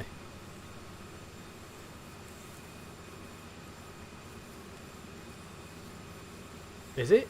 Are we managing? Do you think? No, you'll be fine. Yeah, You'll be fine. You're stopping. I actually think the air brakes are a little too quick acting in this one. Okay. Yeah. Across the entire train, because you're seeing how quickly your train you're driving is about a mile long. You see how quickly it's slowing down. That wouldn't happen in reality. Maybe I'm just a You would really not good freight train driver. Oh, you may be. Yeah, I'd go with unrealistic physics, but if you want to think you're a really good driver, then you can go with that. I'm gonna say, right, it's beginner's luck, I think, and this will never happen again because I'll never be able to drive it this perfectly again. Maybe if you're here, I'll be fine because you'll talk me through it. You taught me well though. I feel like I'll especially remember that display thing because I never knew that. So all these times I've been driving, especially like, does that affect when you're going uphill as well? Like with trains on it, like that display thing, it connects with all the other trains. Does that? Yeah. So if they're directly connected to you, you don't need it. But if they're in the middle or at the end of the train, not connected to your locomotives, and that's how you control them. Because it's basically pretending to be you on the radio, telling the other driver, "I'll put on some brake now, use your dynamics, power up, and whatever notch you want." Stunning. So that's basically what that is. Right then, we've arrived at San Bernie. Do you know what? I am actually quite impressed with that. More so impressed with myself. Because why not? So hopefully I can just do that now. Is that gonna come to a nice gentle stop?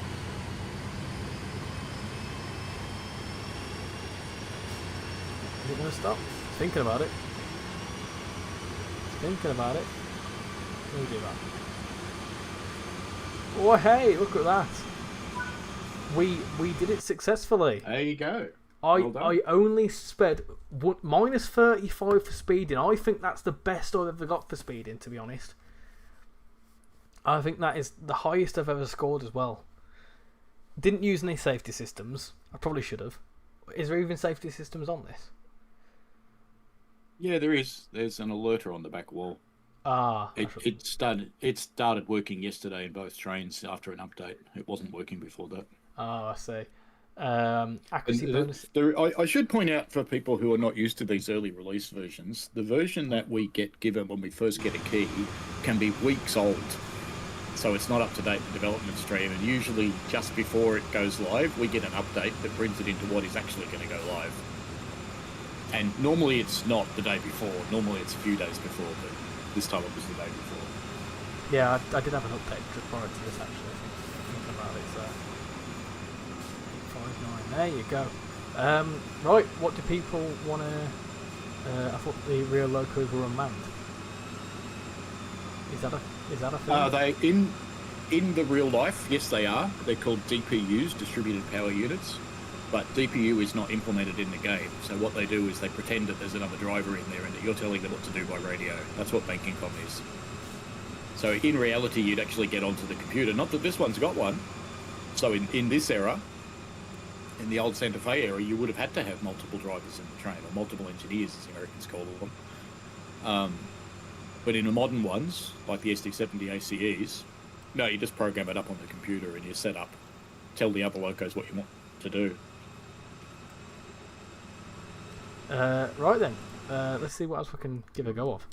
I want to give something. Do you recommend? Is there anything else you'd recommend showcasing? That'd be quite good to know. Why don't you jump into the SD40? Yep. And pick the right one. Yep. What, this one? Grab any of those and just dive into the thing, and we'll just have a quick look at it because I actually start work in 11 minutes. Oh, okay. I've logged into Teams and I'm replying to someone right now. Let me do that earlier on in the year. So is this shunting? Or is this switching of some kind? It doesn't matter which one you pick. Any of them's fine. We're getting so many sneak peeks for SCR. Good stuff. Yeah, I enjoyed that. There's still some more to go. Don't worry. Don't be disappearing anywhere just yet. There's still plenty to go. Some 17-year-old derailed a BNSF train in Nebraska last year for views online. He's getting a minimum fine of $350,000 US. Oh. Well, that's what you get for being a silly sausage. Oh, is that the one that changed the points? Some kid changed the points and derailed a shunting service. Oh God, that's not... When you're thinking each one of these locomotives is worth millions of dollars, and you put one in the dirt, it's taken it out of service, which means it's no longer earning any revenue, and it has to go in for engineering to be inspected and have anything fixed onto it. So to be fair, 350k is probably quite light. So this thing is, I'm guessing, you put that into, what would you do first?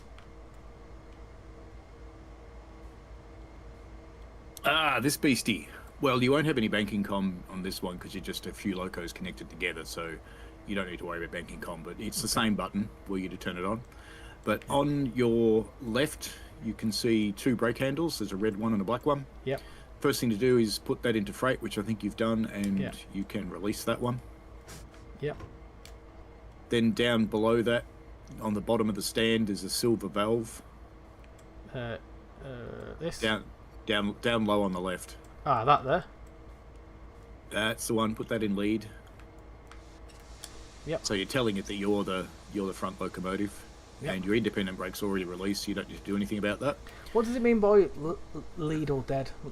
That seems a bit morbid. It's either lead or the loco's turned off and you're towing it dead. Right. Okay. Otherwise, you put it into trails because you're an active locomotive. Got you. All right. Put your reverser in now, which is the bottom slot. Just click in the middle of it, and the reverser will go in. You can put that into forwards. On the right there, headlights. On the right, there's 3 switches. Yep. Those ones. Turn all those on. Oh, that might help. Now, in reality, the 2 outside switches would always be on if your diesel's running, because if those switches aren't on, your diesel's not running. And clearly it is. The middle one is the gen field. It's the only one that would get turned off. Right. Just underneath the dynamic brake handle there are 2 more switches for step lights and something else. Up, the little white ones. Yeah, got you.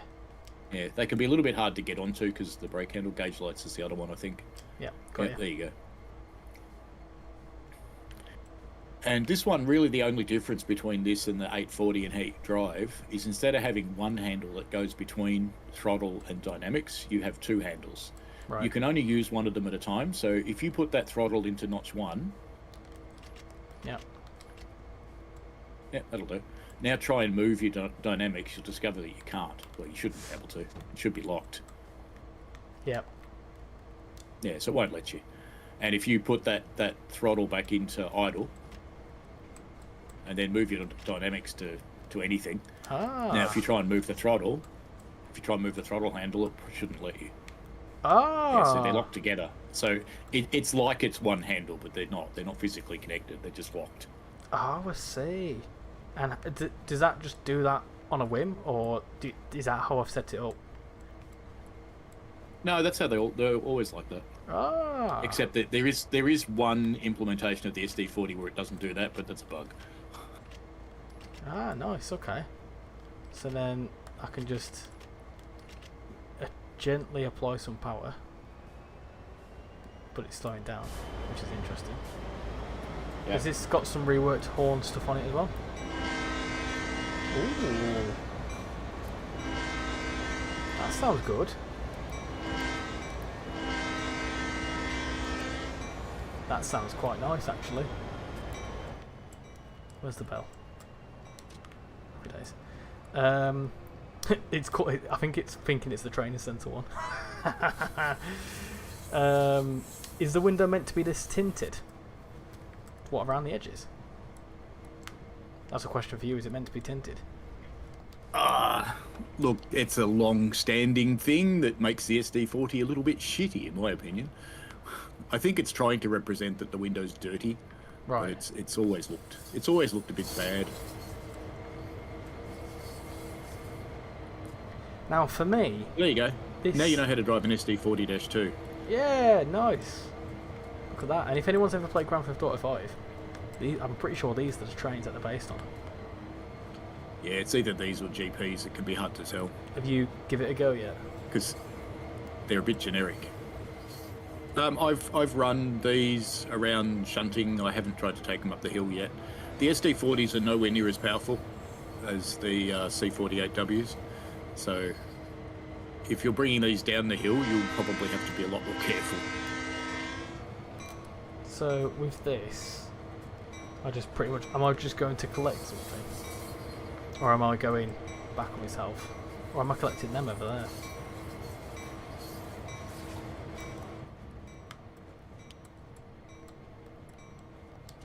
Appreciate I'm probably going to go a bit too quickly for you. Is that what we're going towards? Those over there?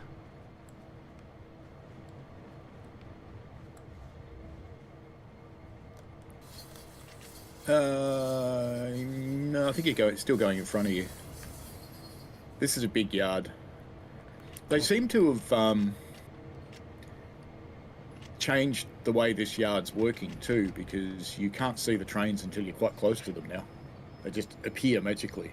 I'm not applying it. So I think they've done something. I think they've done something with the LODs to make this more console friendly. Ah, yes, we're going straight on. That's fine. Slowly does it. Yeah. That horn, you believe, is an R3ST. SD40s and GP38s are meant to be on switching duties.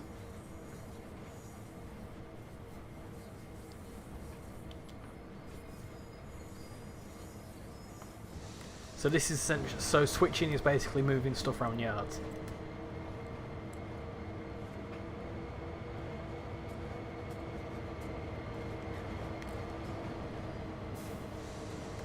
Service you picked, you're operating as a banking set attaching to the back of the trains.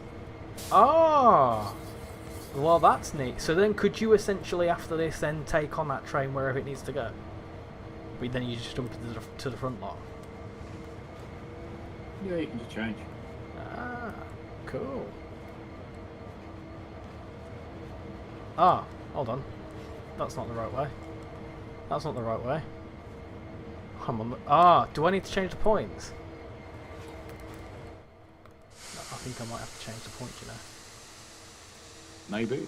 How do I go backwards? You know you can do that in the map. Yeah. Well, I've got to go backwards because I'm on the wrong track. I failed.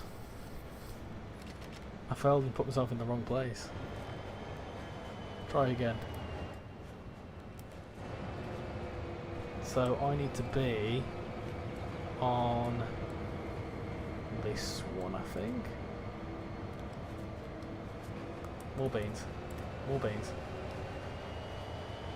More beans. The 710-3 is a better train, and I've been on 710s. I mean, if you're comparing a 710 to this, it's a little bit different. Just a little bit. Just a little bit. North Atlantic says SD40s and GB38s are meant to be on switching duties. Today, yes, but they were mainline locomotives in their time.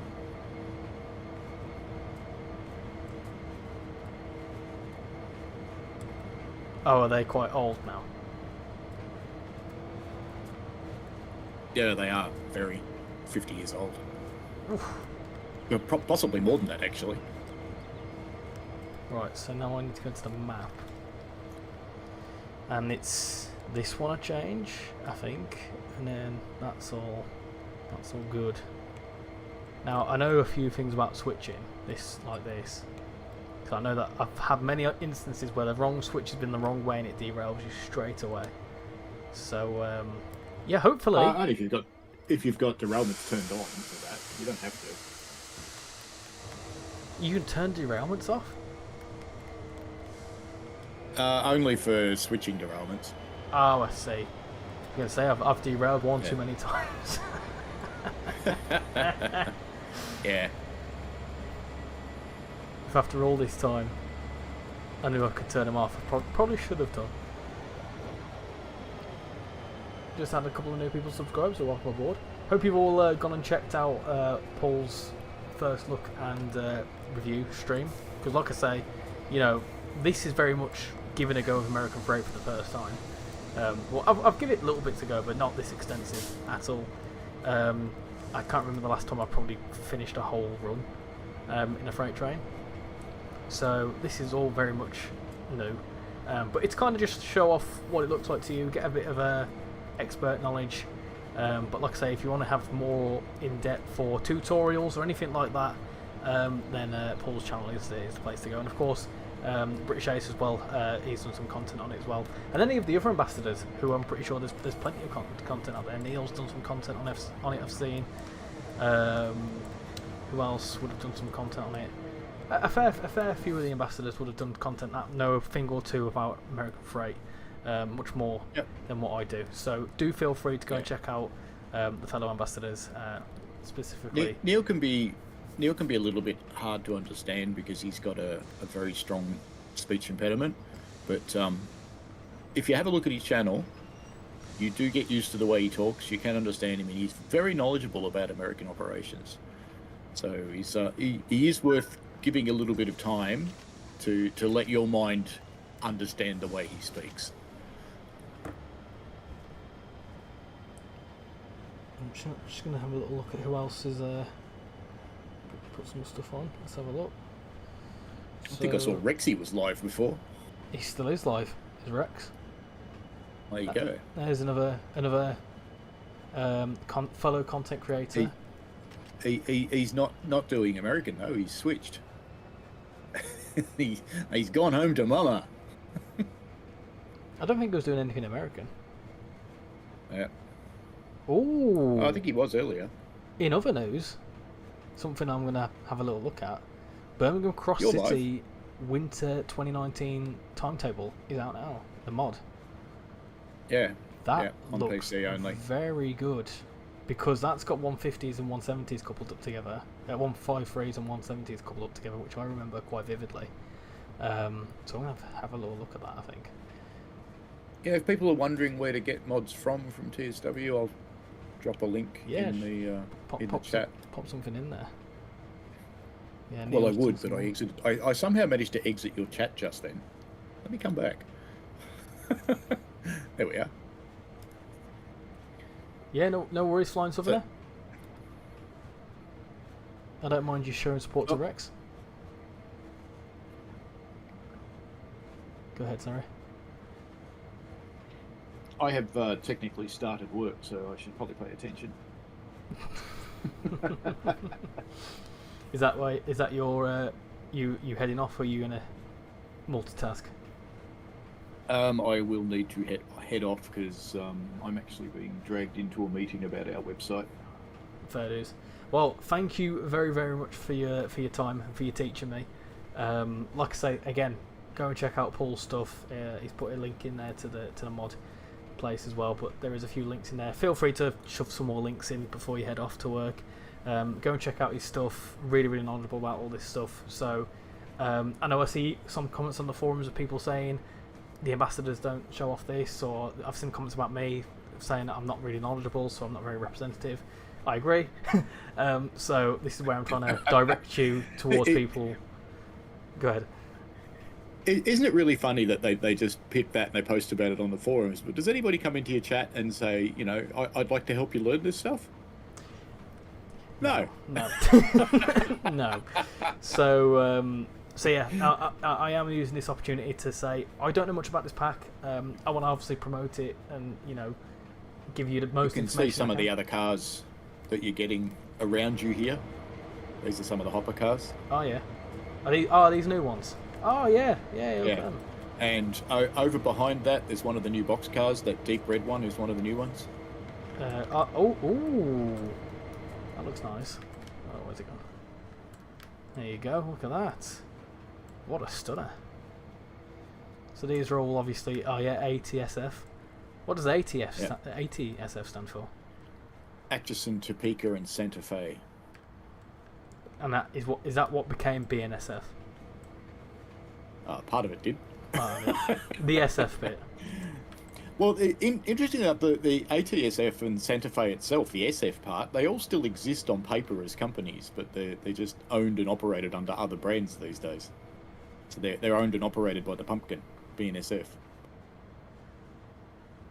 Even though I know pretty much everything about US Freight, being in the US, you'll have to check out Train Simulator Driver stuff. Yeah, do feel free. And again, thank you for taking up your time and waking up super early on a work day. I can imagine the pain of waking up at 5:30, 6 o'clock. I normally am awake at 6 o'clock, but I don't have to be intelligent. yeah. I'm normally not intelligent until tomorrow. Yeah, that sounds fair. But yeah, thank you very much for coming in. I really appreciate it. I'm going to use that in this meeting that I have to go to in 25 minutes and say, oh, I'm sorry, it's too early to be intelligent. There you go. Yeah, we should do some more streams.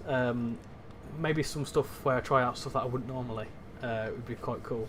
So if you want you can do that. If you want me and Paul to do some more streams, then let us know and let us know what ideas you've got. We've got some ideas in the works, but yeah, let us know. We do indeed. There's a thing coming with a few of us. There's a thing coming. I think it's going to be around Christmas, but there's a thing coming. There's a thing coming. It's going to be good. Can't give you more detail than that, but not because we're being mean or secret or anything. It's because we're still arguing about it. We still don't know what we're doing. The idea is there. Yeah, someone goes, "Hey, let's do this," and somebody else goes, "No, I want to do this." Yeah, we're still in the herding kittens stage. We're in the. It started off as 12 of us. Now there's 8 of us because 4 people were like, "Fuck this, I'm going." To my friend. Oh dear. Yeah. Oh well, it's all good. Anyway, I'm going to run away. So it's been an absolute pleasure helping out, and enjoy the rest of the stream, folks, because I'm going to go off to my normal day thing, which is nowhere near as exciting as this, and go from there. Awesome. Thank you very much again, and yeah, have a good day at work. Enjoy yourself as much as you can do. Yeah. And of course, we just have to. Oh! I did it! Wonderful. Oh, fantastic. Bye. See you later.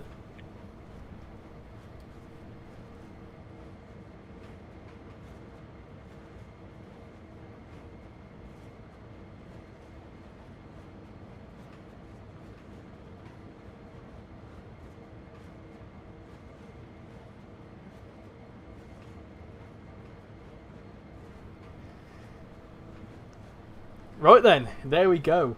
That was Train Simulator Driver. Obviously rolling me for the second time this evening. But thank you again for Paul for coming in and teaching me the ropes.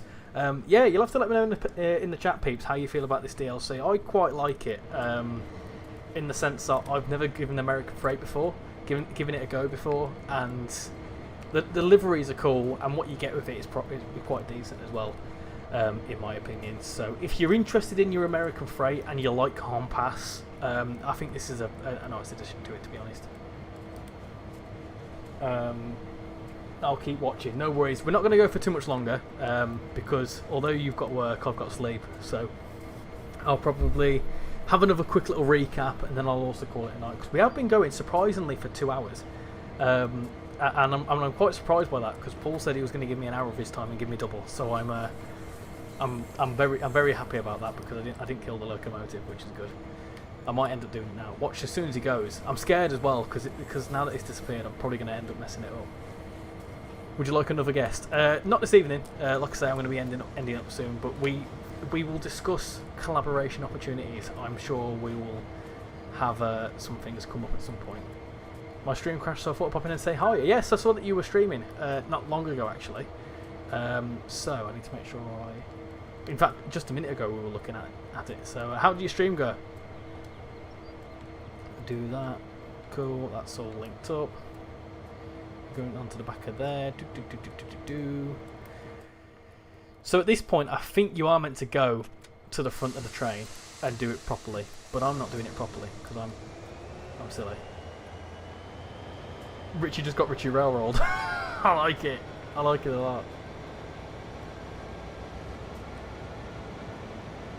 One of those things involving you. It is indeed. Santa Fe merged with Burlington Northern to form to make BNSF. It went well. Yeah, you were going for quite. You were going from before when I started, about 6 o'clock, and you were still going when I last checked about 10 minutes ago. So fair play. Again, Rex is another fellow YouTuber, content creator on Train Sim World. I would absolutely love for him to become one of the ambassadors because he has some good knowledge and he's a very kind member of the community. So that's only going to happen if people support him. So go and check out his stuff. Very, very close to 500 subscribers.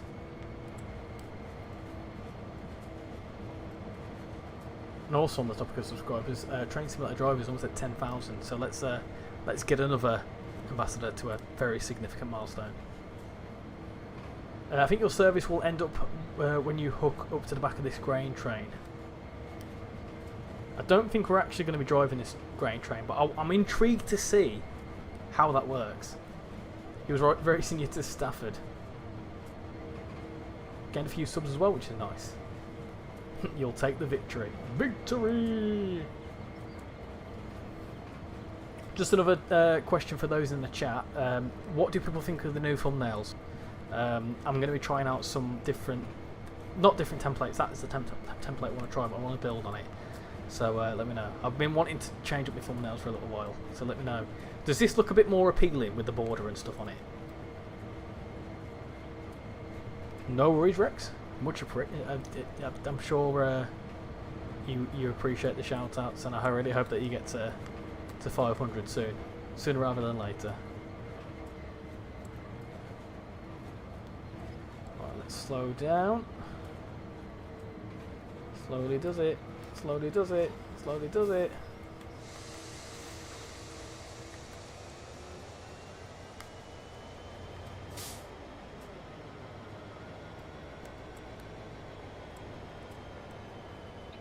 Oh, look at that. Happy days. Lovely. Nice. Just a little bit of speeding, but it's okay. It's fine. Return to free roam. So does that become a service? It does. And then it goes up towards Victorville, which probably takes a long time. Because, where are we? Where are we? Have a look. We are in here. So I don't know how long it take. It'd probably take a long time to get to Victorville. I think it's pretty much mostly uphill. You're just 35 away. You love the new thumbnail designs. Gold. Gold. Hold on. Gold, gold, always believe in your soul. You got the power to know. Has anyone seen the I'm a Celeb lineup and seen that Martin Kemp's going on it? Do you know what? I'm never normally interested in I'm a Celeb, but Angry Ginger's going on it, and I think that's absolutely fan-dabby-dozy. Right, 7:25. Yeah, so it's another hour service, which we won't be doing tonight, but that's what would happen. So, I'm going to give that a little recap because we've done a fair bit of running along and give it a little go. Bit shorter stream tonight, but yeah, it's just cool to show you what you can and can't do. Obviously, if you've got Sherman Hill, that layers on. In fact, let me just go to the start. So, Santa Fe in the 1980s, you need to own the Santa Fe pack. You need to own Cajon Pass and the Santa Fe pack in order to get all the gameplay for this. You obviously get the C48W ATSF included, which gives you new trucks, new sorts of trailers, new sorts of wagons, all that sort of stuff. Really, really nicely displayed timetable, in my opinion. I didn't realise that. Now that I know the knowledge of what these are, perishables, manifest, all that sort of stuff, really, really cool. So you've got plenty of services there, loads to do, hour-long services. There's some that are like 2 hours long. In other news, you're 17 away from 100 subscribers, hoping to get there by Christmas. Keep uploading short-form content. You'll do really well. You would be operating the banking duties for the train at the back of the train. Ah! Ooh! That would be cool, wouldn't it? Like as an AI service. Yeah, you've got some other stuff. Got a nice medal there. So you've got all sorts of different things in and around there. You also get included the SD40 ATSF. So you can see again, you've got Hyundai Intermodal. Are those cars?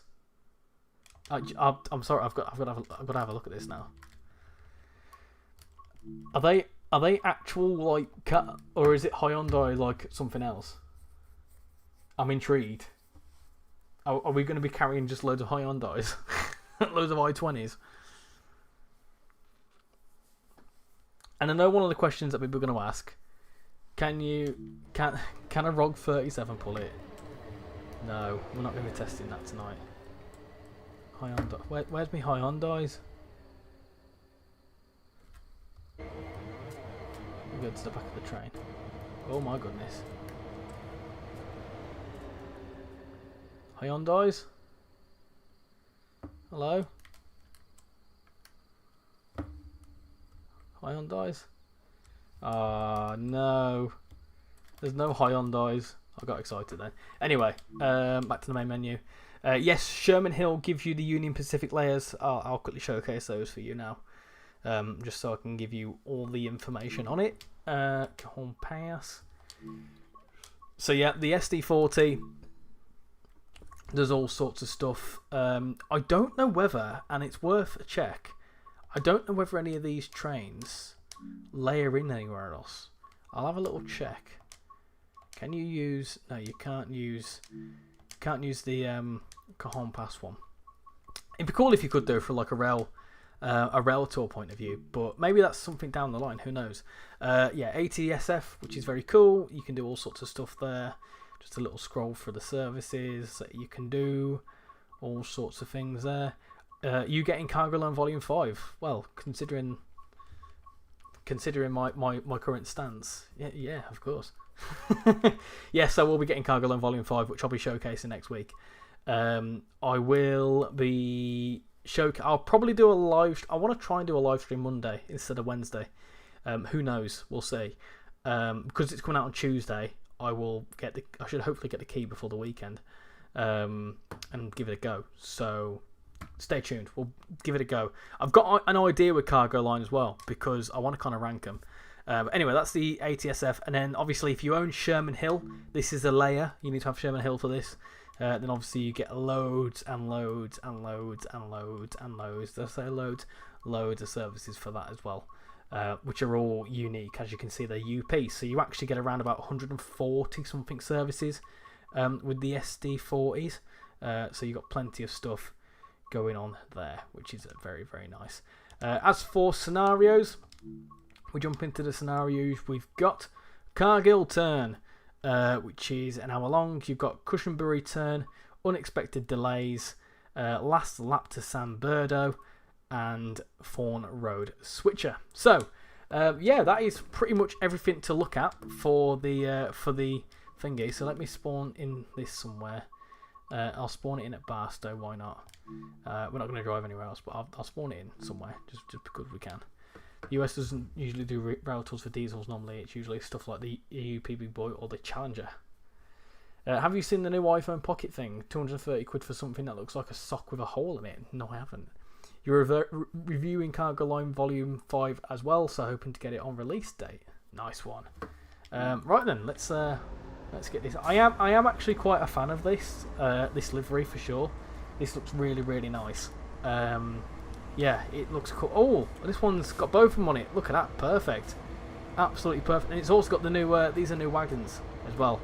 Very cool looking. So a whole list of new wagons and all sorts of stuff. So yeah, very, very pretty looking. I quite like the look of them.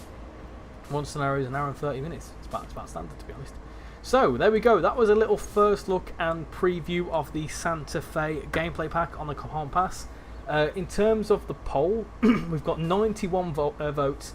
59% of you are saying that you're going to get this. You're looking forward to it and you're getting it. You still have the stream muted. Do you think I was just being quiet? So yes, very, very cool that a lot of you are excited for this one. Let me take a snippet of that and I'll certainly feed that back to those that are intrigued. So this is also High Iron Simulation's first DLC. So yeah, very much if you want to support them and future American Freight stuff, then yeah, feel free to do that. I'm gonna put that somewhere. A second, peeps. Just save that. Save as. Save that. How you doing, Tyler? I'm doing very well, thank you very much. How are you doing? There's a 60-foot high cube box cars. There you go. 60 foot. That seems a bit high, doesn't it? But then again, these trains. I mean, if you used to get out this train, right? It's a beast, absolute beast. There's bearing in mind I think the geezer in game is representing a 6-foot geezer, and they're absolute monsters. They really are. Like, these things are tall. They're absolutely massive. So yeah, they're fun. Oh. And if you fell off like that, you'd probably break your ankle. Does the timetable include the F7? I don't know, because I don't own the F7. I didn't see anything in the timetable layer list, so I would hazard a guess and say no. However, if anyone knows any different, please do let me know.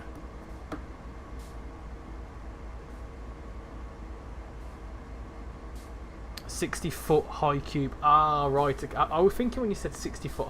I've fully gone on this whole thing. That's how little I know about American Freight. I was thinking 60 foot high. I was like, that's all.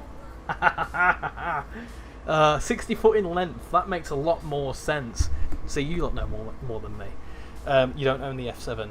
For the Hyundai stuff, you mentioned those box cars carry auto parts, so no cars. Oh, I see. So they were the bones of the Hyundai. Okay, I'll take that. Anyway, for general bits of admin for this DLC, it comes out tomorrow, 10 PM UK time and 6 PM, 10 PM UK time on consoles, 6 PM UK time on Steam, I think on Epic as well. You're going to get the game tomorrow. Nice one, Tyler. The price is £14.99. So it's, I think for what you get, like, you know, it's a bit similar to the Class 86 DLC in the sense that you get obviously two freight locos if you don't own any others, and you've also got all sorts of wagons and things like that in some very cool looking liveries.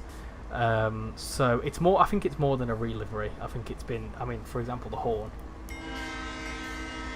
It sounds strong. So yeah, and it offers a lot of gameplay. I think it's almost double the size of the. It's not double as busy, but it's definitely a busier timetable in places. You know, there's more services to sink your teeth into. So if you're interested in American Freight, it's very much a good DLC for you to pick up and give a go. So yeah, it comes out tomorrow. Make sure to check it out if you're interested. As for general bits of admin from me, obviously I'll have a video out on Friday I was hoping to get ticking off trains out this Friday. I'm going to really struggle with that just because life's been busy. So that'll probably fall into next week now. But I do have a different idea for Friday. All will be revealed. As for other bits of admin from me, I have recently picked up a TSCX controller. I recently got sent a TSCX controller. So if you are interested in that and my review, it's a really cool video. Make sure to go check that out. It's the most recent video. There's a short and whatever else, so feel free to go and check that out and go and support it. And if you're interested in one, make sure to check them out if you've got the money for them, because they're a little bit dear. So you know, that's just how much sim equipment costs. I haven't seen the F7 mentioned in the promo stuff, just the 2 main locals plus the 1 layering in for Sherman. So I think I've got everything here. So if there is any additions to anything, I'll be sure to let you know in the Discord server or whatever else, just because I probably would have missed something. As for other bits of admin, I'm planning to be live again this weekend. I don't know what I'm planning to be streaming this weekend. I'm either doing maybe some Train Sim World but with the TSCX controller, or oh look at this, got something going past in the background. That's cool, cool timing. So I'm not too sure. It might even be Croydon. I've been interested in Croydon, but there's also a lot of screenshots and teasers for SCR, so we may give that a go. So who knows? Time will tell. So we'll see what happens. But anyway, that's pretty much it from me. So thank you all for coming in tonight, much appreciated. Thank you again to Train Simulator Driver for coming into the stream and showing some support and teaching me how to drive a train. I feel like it's made this stream a lot more entertaining than what I would have done, because I would have just driven it and probably messed it up and broke it. So we actually completed a service. So hopefully I've done it justice, and hopefully when it comes out tomorrow and you're interested in it, you give it a go. So thank you all for coming in tonight, much appreciated, and yeah, I'll catch you all in the next live stream. Bye everyone.